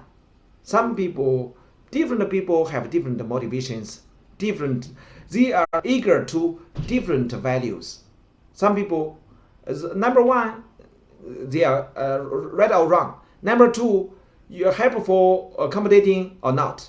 Number 3, successful or not. Number 5, number 5th, emotional. Number 4, emotion is very important. Number 5th, explore uncertain world is very important. Number 6, fear and doubting a lot of things, and loyalty is more important. Number 7, for fun. Number 8, for power, authority. Number 9, harmonious relationship and peaceful inside relationship is more important. So different people's motivations are different. If we find out if one sentence will let him angry, one sentence will let him love you, just one sentence. You remember just for you most important characters. You will know. Actually, if you are trying to have a good relationship, or you hope to be appreciated by your leader and approved by your leader, it's very easy. But you must have the capability to classify them into certain types, because their motivations ranks are different. Maybe for the same person, money is number 1, success is number 1. For some people, fun is number 1. For some people, harmonious relationship is number 1. For some people, maybe I'm right or wrong is number one. So we must classify people into different types. Joe, would you like to talk about your opinion? Yeah, I think that one of the great reasons why we had chosen this topic today is because we have been speaking a lot about different kinds of teams and collaboration and just succeeding when you're dealing with groups of people. We talked about it in terms of investment. We talked about it in legal proceedings and contracts, negotiations. So over the last several discussions, we covered all the different kinds of ways that we need to interact as people. And these motivations, by understanding them, by understanding our own motivations and the motivations of others, we can try to get these diverse groups to come together to achieve greater success, to achieve solving more difficult problems. And so, if we cannot, companies that have difficulty with trying to figure out how to motivate, they can't recognize the motivation, and they don't know how to motivate. Those companies will always have trouble competing successfully with others. So they need to put more time and energy into who are my employees? What motivates them? How can I structure my incentives? How can I structure my work environment? Even the types of projects that I give to people and the types of responsibilities and roles. How can I arrange that in a way that maximizes their potential? And so however they got to do it, whether they go to management courses on it, hire consultants, or just get the group of people, together, depending on how big the company is. If it's too big, you cannot do this. You're right. But get your if you're in a small company, get them together and have a discussion about what matters. What matters to you? What matters to them? As a company, what matters to all of you? And then use that. But you have to, you can talk all day about motivation, you can talk about teamwork, but as a leader, you have to support the results. If the results tell you about your employees, you have to now move forward and make decisions that support these people, or else you've done nothing. You've talked about it, which happens so often. You will get I think this is very funny for some companies. They will pay to go to a team building motivational retreat, maybe on a mountain or camping, and they will bring all their employees, and they will play games and they will have fun and but then they don't do anything with it. It was just another vacation, right? They didn't use that to really learn and then to make change in their company.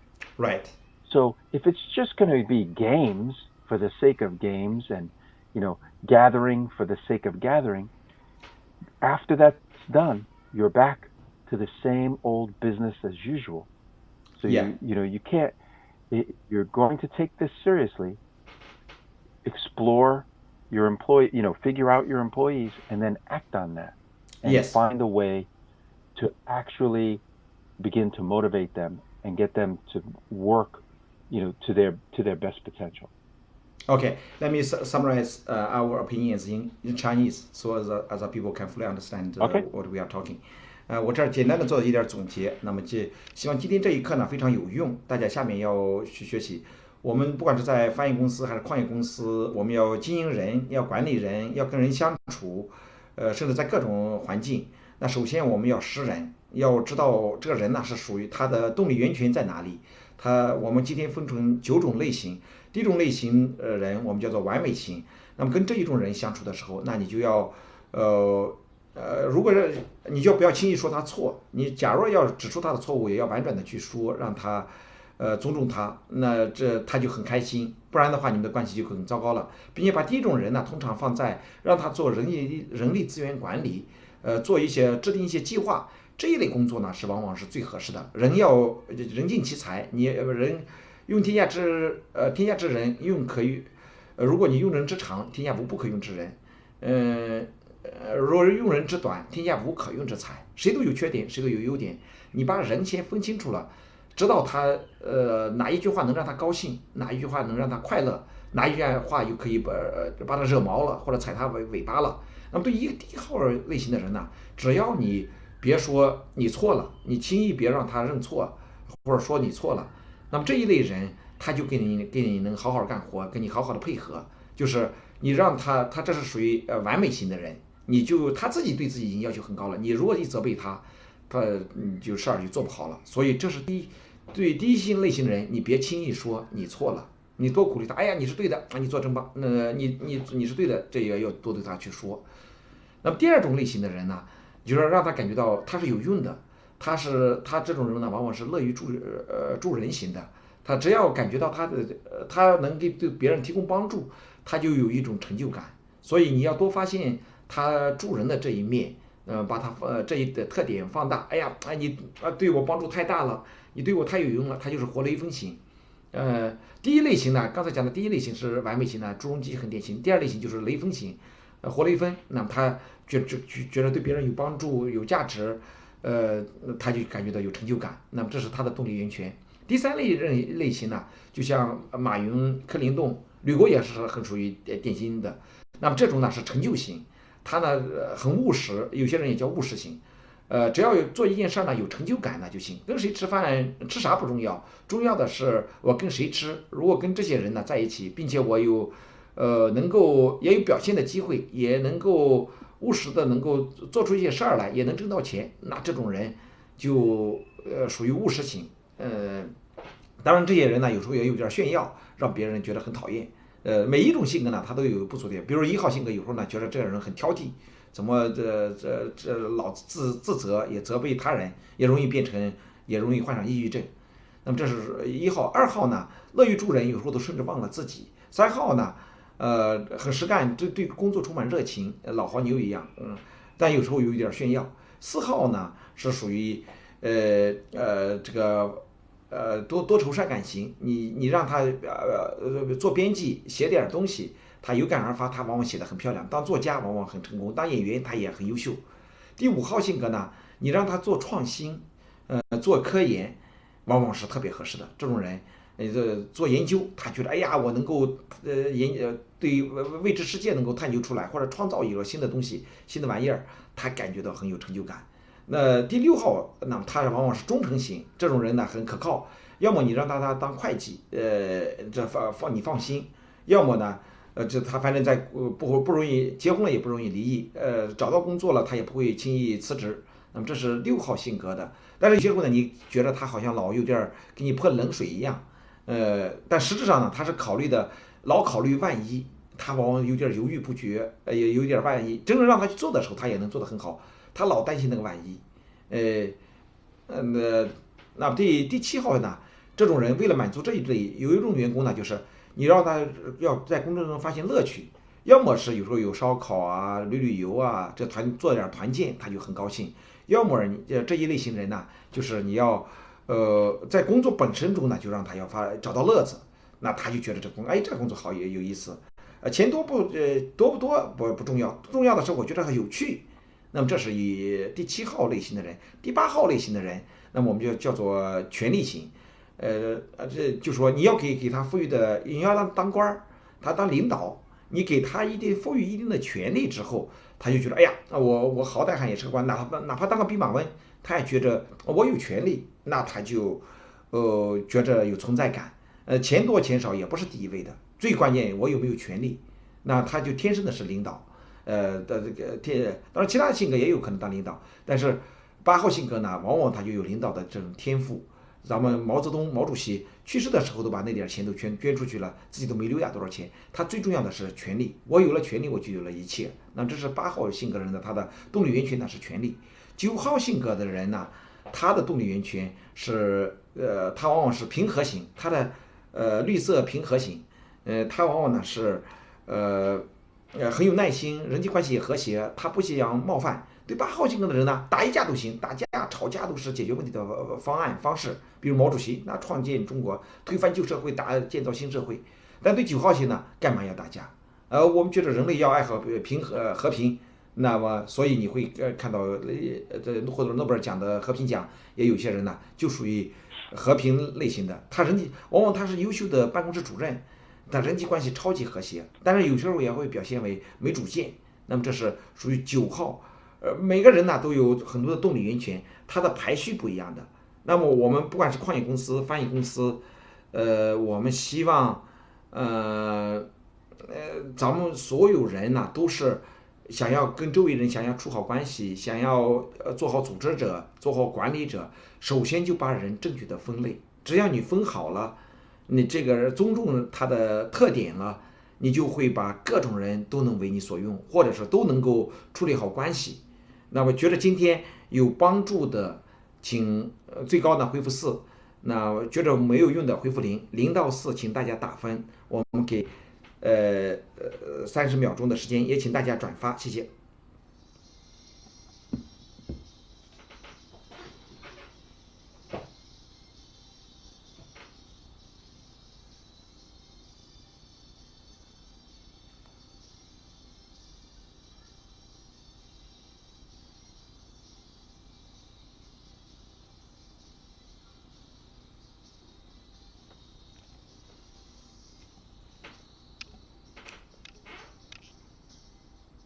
Okay, about our presentation, Joe Martins, Mr. Joe Martins also mentioned about biological and physiological, not learned, somehow about intrinsic versus extrinsic, primary as a general, as a secondary, and what are some different types of motivation, and internal versus external, and what's the difference between motivation and incentive? Why is motivation important for achieving goals? Derived from the Latin word which means to move. So we have talked all of these. So about today's, sometimes we must consider need, drive, action, satisfaction. This is a process. And of course, there are Maslow. What are some theories of motivation? About motivation, when I was at college, I learned Maslow's classification about in the first part about sex, the food, hungry. The highest part is about sense of achievement. Okay, Joe, would you like to talk about Maslow's motivation theory? Have you heard? Oh, Maslow's hierarchy of needs. Hierarchy. Yes. Hierarchy of needs. Okay, please talk about that. Exactly. So it's usually depicted as a pyramid. Yes. And the if you think of it as layers in a cake, yes, at the bottom yes, is your most fundamental need. So Maslow said, water, food, air. You think about what you need just to survive. And as you move up that hierarchy, you move through higher level needs. So for example, a couple levels up, you're at love, and that becomes, now that you've satisfied the lower level needs. So for example, you've got enough food, you've got enough water, you have air to breathe, you have a roof over your head. You can focus on that higher level. So Maslow thought that if you look at it in this way, and if human beings that exist on any level satisfy all those needs on that level, then they can move up a level and think about higher level needs, which at the top is this notion of self self-actualization. Yes. Self-actualization. Imagine Bill Gates. In fact, Bill Gates would be a great example of this. Okay, so he quickly, as a young man, quickly moved up his hierarchy of needs. He had plenty of money, plenty of food and water, house, everything. He got married, children, or child, and so he moved up to that level, that top level, self-actualization, and that's the philanthropy that he does today. Yes. For him, this is it defines him. He used to be the leader of Microsoft. He's not the leader of Microsoft now. He is a philanthropist. He is a person who wants the world to be a better place. He wants to get rid of disease. He has these big dreams about the planet and how to make it better for everybody. Yeah. And so in his quest, he had filled all these other lower level needs in Maslow's hierarchy. And he is, at this time in his life, as so many people later in life, focusing on that self-actualization. However, there are people Bill Gates' age that are still at the bottom. Yeah. They're still worried. They're 70, 80 years old. And they're still worried about what they will eat tomorrow. Yes. So because of their life, because of the way that their life had played out, the way the events had come to pass, they're still at the bottom of that hierarchy. They haven't been able to move up and think about, a poor person in a village somewhere is not worried about how to feed the world. They're worried about how to feed their family, how to feed themselves. So in a nutshell, Maslow says, wherever you are in the hierarchy, you're not really concerned about these higher level needs until you satisfy that need, that group of needs at that level in the hierarchy. And there have been other ways to kind of characterize these different needs. Yeah. But I happen to like the way that he structured it because it makes an intuitive sense to us in our own lives. When you're worried about what you're going to eat tomorrow, you're not probably worried about disease in Africa. Yes. It's just you're right. Not at the top of your mind. But if you're a multi-billionaire and you've done everything, now you're looking for something more beyond the money, beyond everything you've ever done. What is next? For a person like Elon Musk, it's space. It's conquering space. Yeah. He wants to be leading the exploration of space. And so now he's achieved all the lower level hierarchy of needs, and his self-actualization is space travel. So everybody has a different peak. Yeah. But we have to first get there. We have to work our way through and satisfy some of these other needs, according to Maslow, if you believe in Maslow's hierarchy of needs. Yes, you are right. Even in our Chinese ancient sayings, there is a 残临时而知礼节. That means your home you cannot you haven't enough food to eat.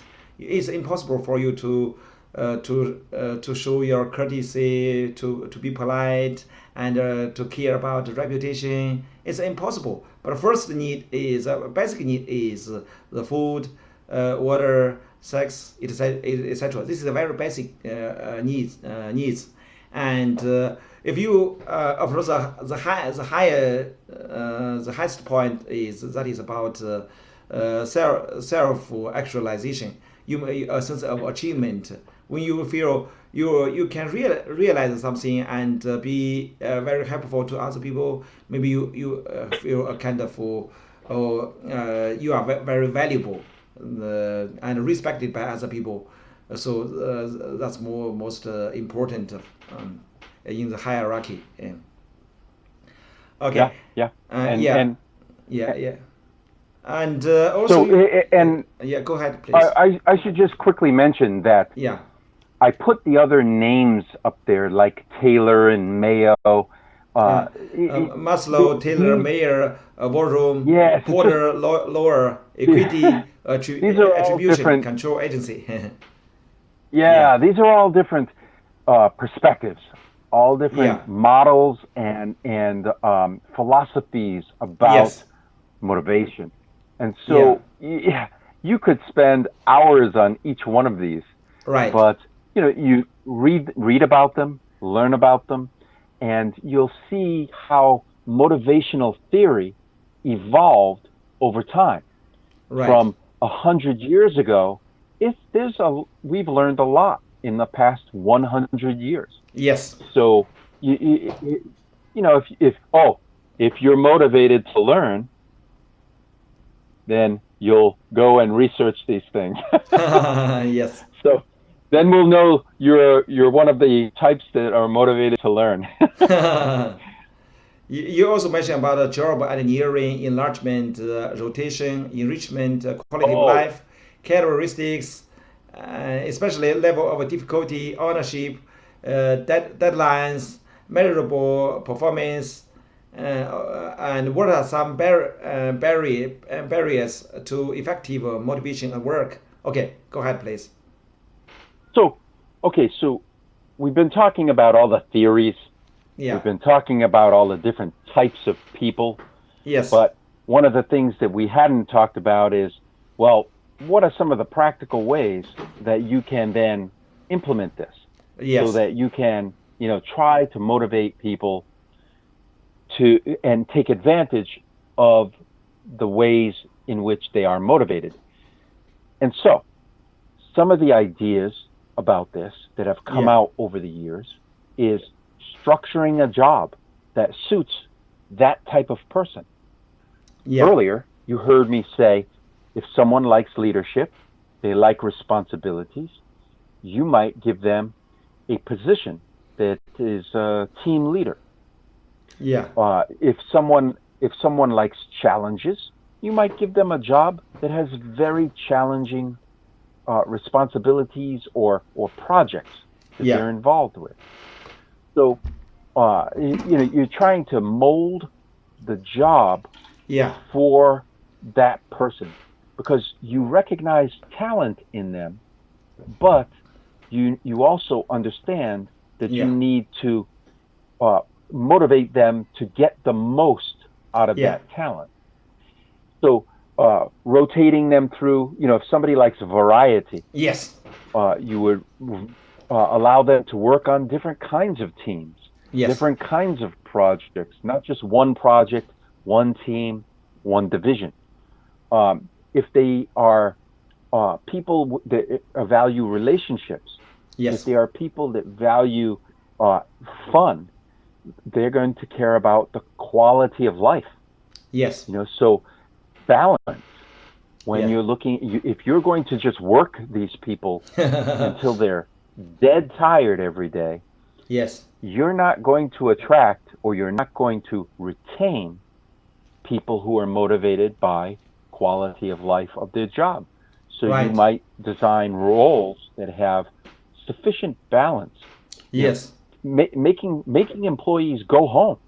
Hey, it's 5 o'clock. Go home. Right. The young Jack Ma would have disagreed with me. The older Jack Ma would agree with me. Yes. So, and then with the specific goals for, let's say, a single project, you want to make sure the goals are clear to your team. You want to make sure that they know who is responsible for what. What the deadlines are on this team. Maybe even get them involved in creating those deadlines so that they take ownership and responsibility. In other words, it's not me as a boss saying, you do it by Friday. It's me as a boss saying, when can we get this done? Saturday, can you do Friday? And you want to, again, you're trying to work with that team and the way that they're motivated to be their best. And then the measurable performance is basically, look, they're going to be doing work that if you don't have some feedback, some way to let them know, good job, you did a good job, or you were here, can we get here? I'd like to move you up a little bit in the performance for the next quarter. So have a way to measure how they're performing now, and suggestions, constructive suggestions, not criticism. Right. We talked about criticism yesterday, very unhelpful. Constructive criticism or constructive suggestions that will let them know how you think they can come from this performance level to that performance level. So, these are practical things you can do. It's almost management 101, but for some reason, many managers get this wrong. They instead think they are just going to tell their team, do this or else. And that's not motivational. That is the exact opposite of motivation. That is demotivating. So this is just, those two slides are just the various types of approaches that you can take to implementing some sort of structure in your company to leverage the motivations of your individual team members. Yeah. Here you also mentioned about what are the effective ways to apply motivation at work and the consensus on key goals, applying affect action, regular appraisals and reviews. So maybe would you like to summarize today's conversation a little bit more? Sure. Yeah. So I think that if you want the maximum performance out of yourself or out of your employees, you have to find what motivates you. I mean, as an exercise, before you even talk about your employees, what motivates you? What is it that gets you out of bed each morning to do what you do? If your answer is just, I do it for the money. Okay, well, you have your answer, but that doesn't, just because you get out of bed today to go to a job because it pays, that doesn't tell me that that's your motivation overall. It might be that's not the right job for you. Yeah. You might be, in fact, motivated by fun, but you never pursued it. And so now you're in a job that all it does is it pays you. It pays you, you wake up, you get paid. You wake up, you get paid. So what I just wrote a little while ago in response to someone in the messages, I said, first, begin with your self-awareness and try to think about who you are, what motivates you, what makes you happy. And from that, you'll get some answers first about yourself. Yes. And are you in the right job? Are you in the right company? Do they motivate you in the way that you perform best? Yeah. If you're a leader, my advice is start to look into ask questions. Try to see what motivates your employees and how you can then leverage that using some of the techniques we described earlier. And also not putting up obstacles. Part of this is not just what you can do to foster the motivation. It's what you can stop doing that demotivates people. Don't have poor communication. Poor communication is demotivating.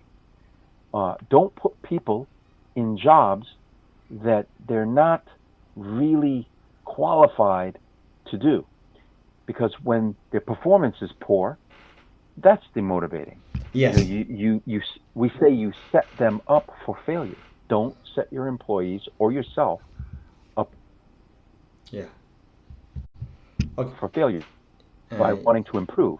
So I like a new challenge. I like something that someone tells me is impossible, because I want to then do it and say, that wasn't impossible. It was difficult, but it wasn't impossible. So, but some people like that. And if you have an employee like that, by all means, put them in a project where maybe they've never done it before, but they will work so hard to be successful at it that they'll achieve it. But you have to understand that that's the type of employee. If it's someone who is best at accounting and you try to stick them in on an engineering team, that's crazy. They're probably going to be miserable, perform poorly, and then ultimately you're going to lose them. So you would have not achieved your goal. So take away the barriers and promote the good, healthy interactions that foster that motivation. Okay. And all of this is the definition of motivation. It's getting people to, or including yourself, to do things to achieve that goal. These whatever it is that drives you toward that goal. Yes, I agree with you. And I think today's conversation is really very interesting, very helpful. Even we are just for average people. For everyone, it's very useful because the reason that no matter you are trying to organize some people to work or just get along with your family members, how to classify them into different types, or how to recognize their what's their motivation and how to meet their motivation. Because behind there are some. If you want to satisfy them or meet their needs, you must firstly find out their motivations, and then you can meet them. I think let me summarize in Chinese a little bit. 今天我们学的这个不管是寻找一个人的动力源泉，不管是在矿业公司、翻译公司，还是在任何地方，一个人的需求是不一样的。我们既讲了像马斯洛的人的需求层次，分层次的这种理论，也还有其他很多的学者。那对我们来讲呢，我们首先要把人要分清楚他是到哪个层。有一方面，残龄时而知礼节，你像知荣辱也好，知礼节也好，它是分层次的。那么这些基本的满足了之后，人又有从性格啊，因为他长期的生活工作，他形成了不同的性格，然后我们也要区分开。有些人可能希望得到尊重，强烈的尊重；有些人呢可能希望对有趣。那么这时候呢，咱们在做企业管理，在满足人的需求，就要考虑到不同点。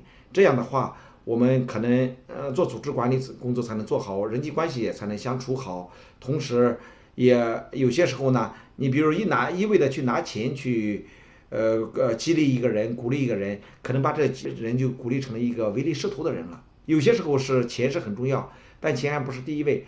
还有很多时候呢，甚至是你要对他要给予他尊重，给予他权利，满足他的那种，让他觉得工作有趣，让他觉得呢对别人有帮助，甚至有一种成就感。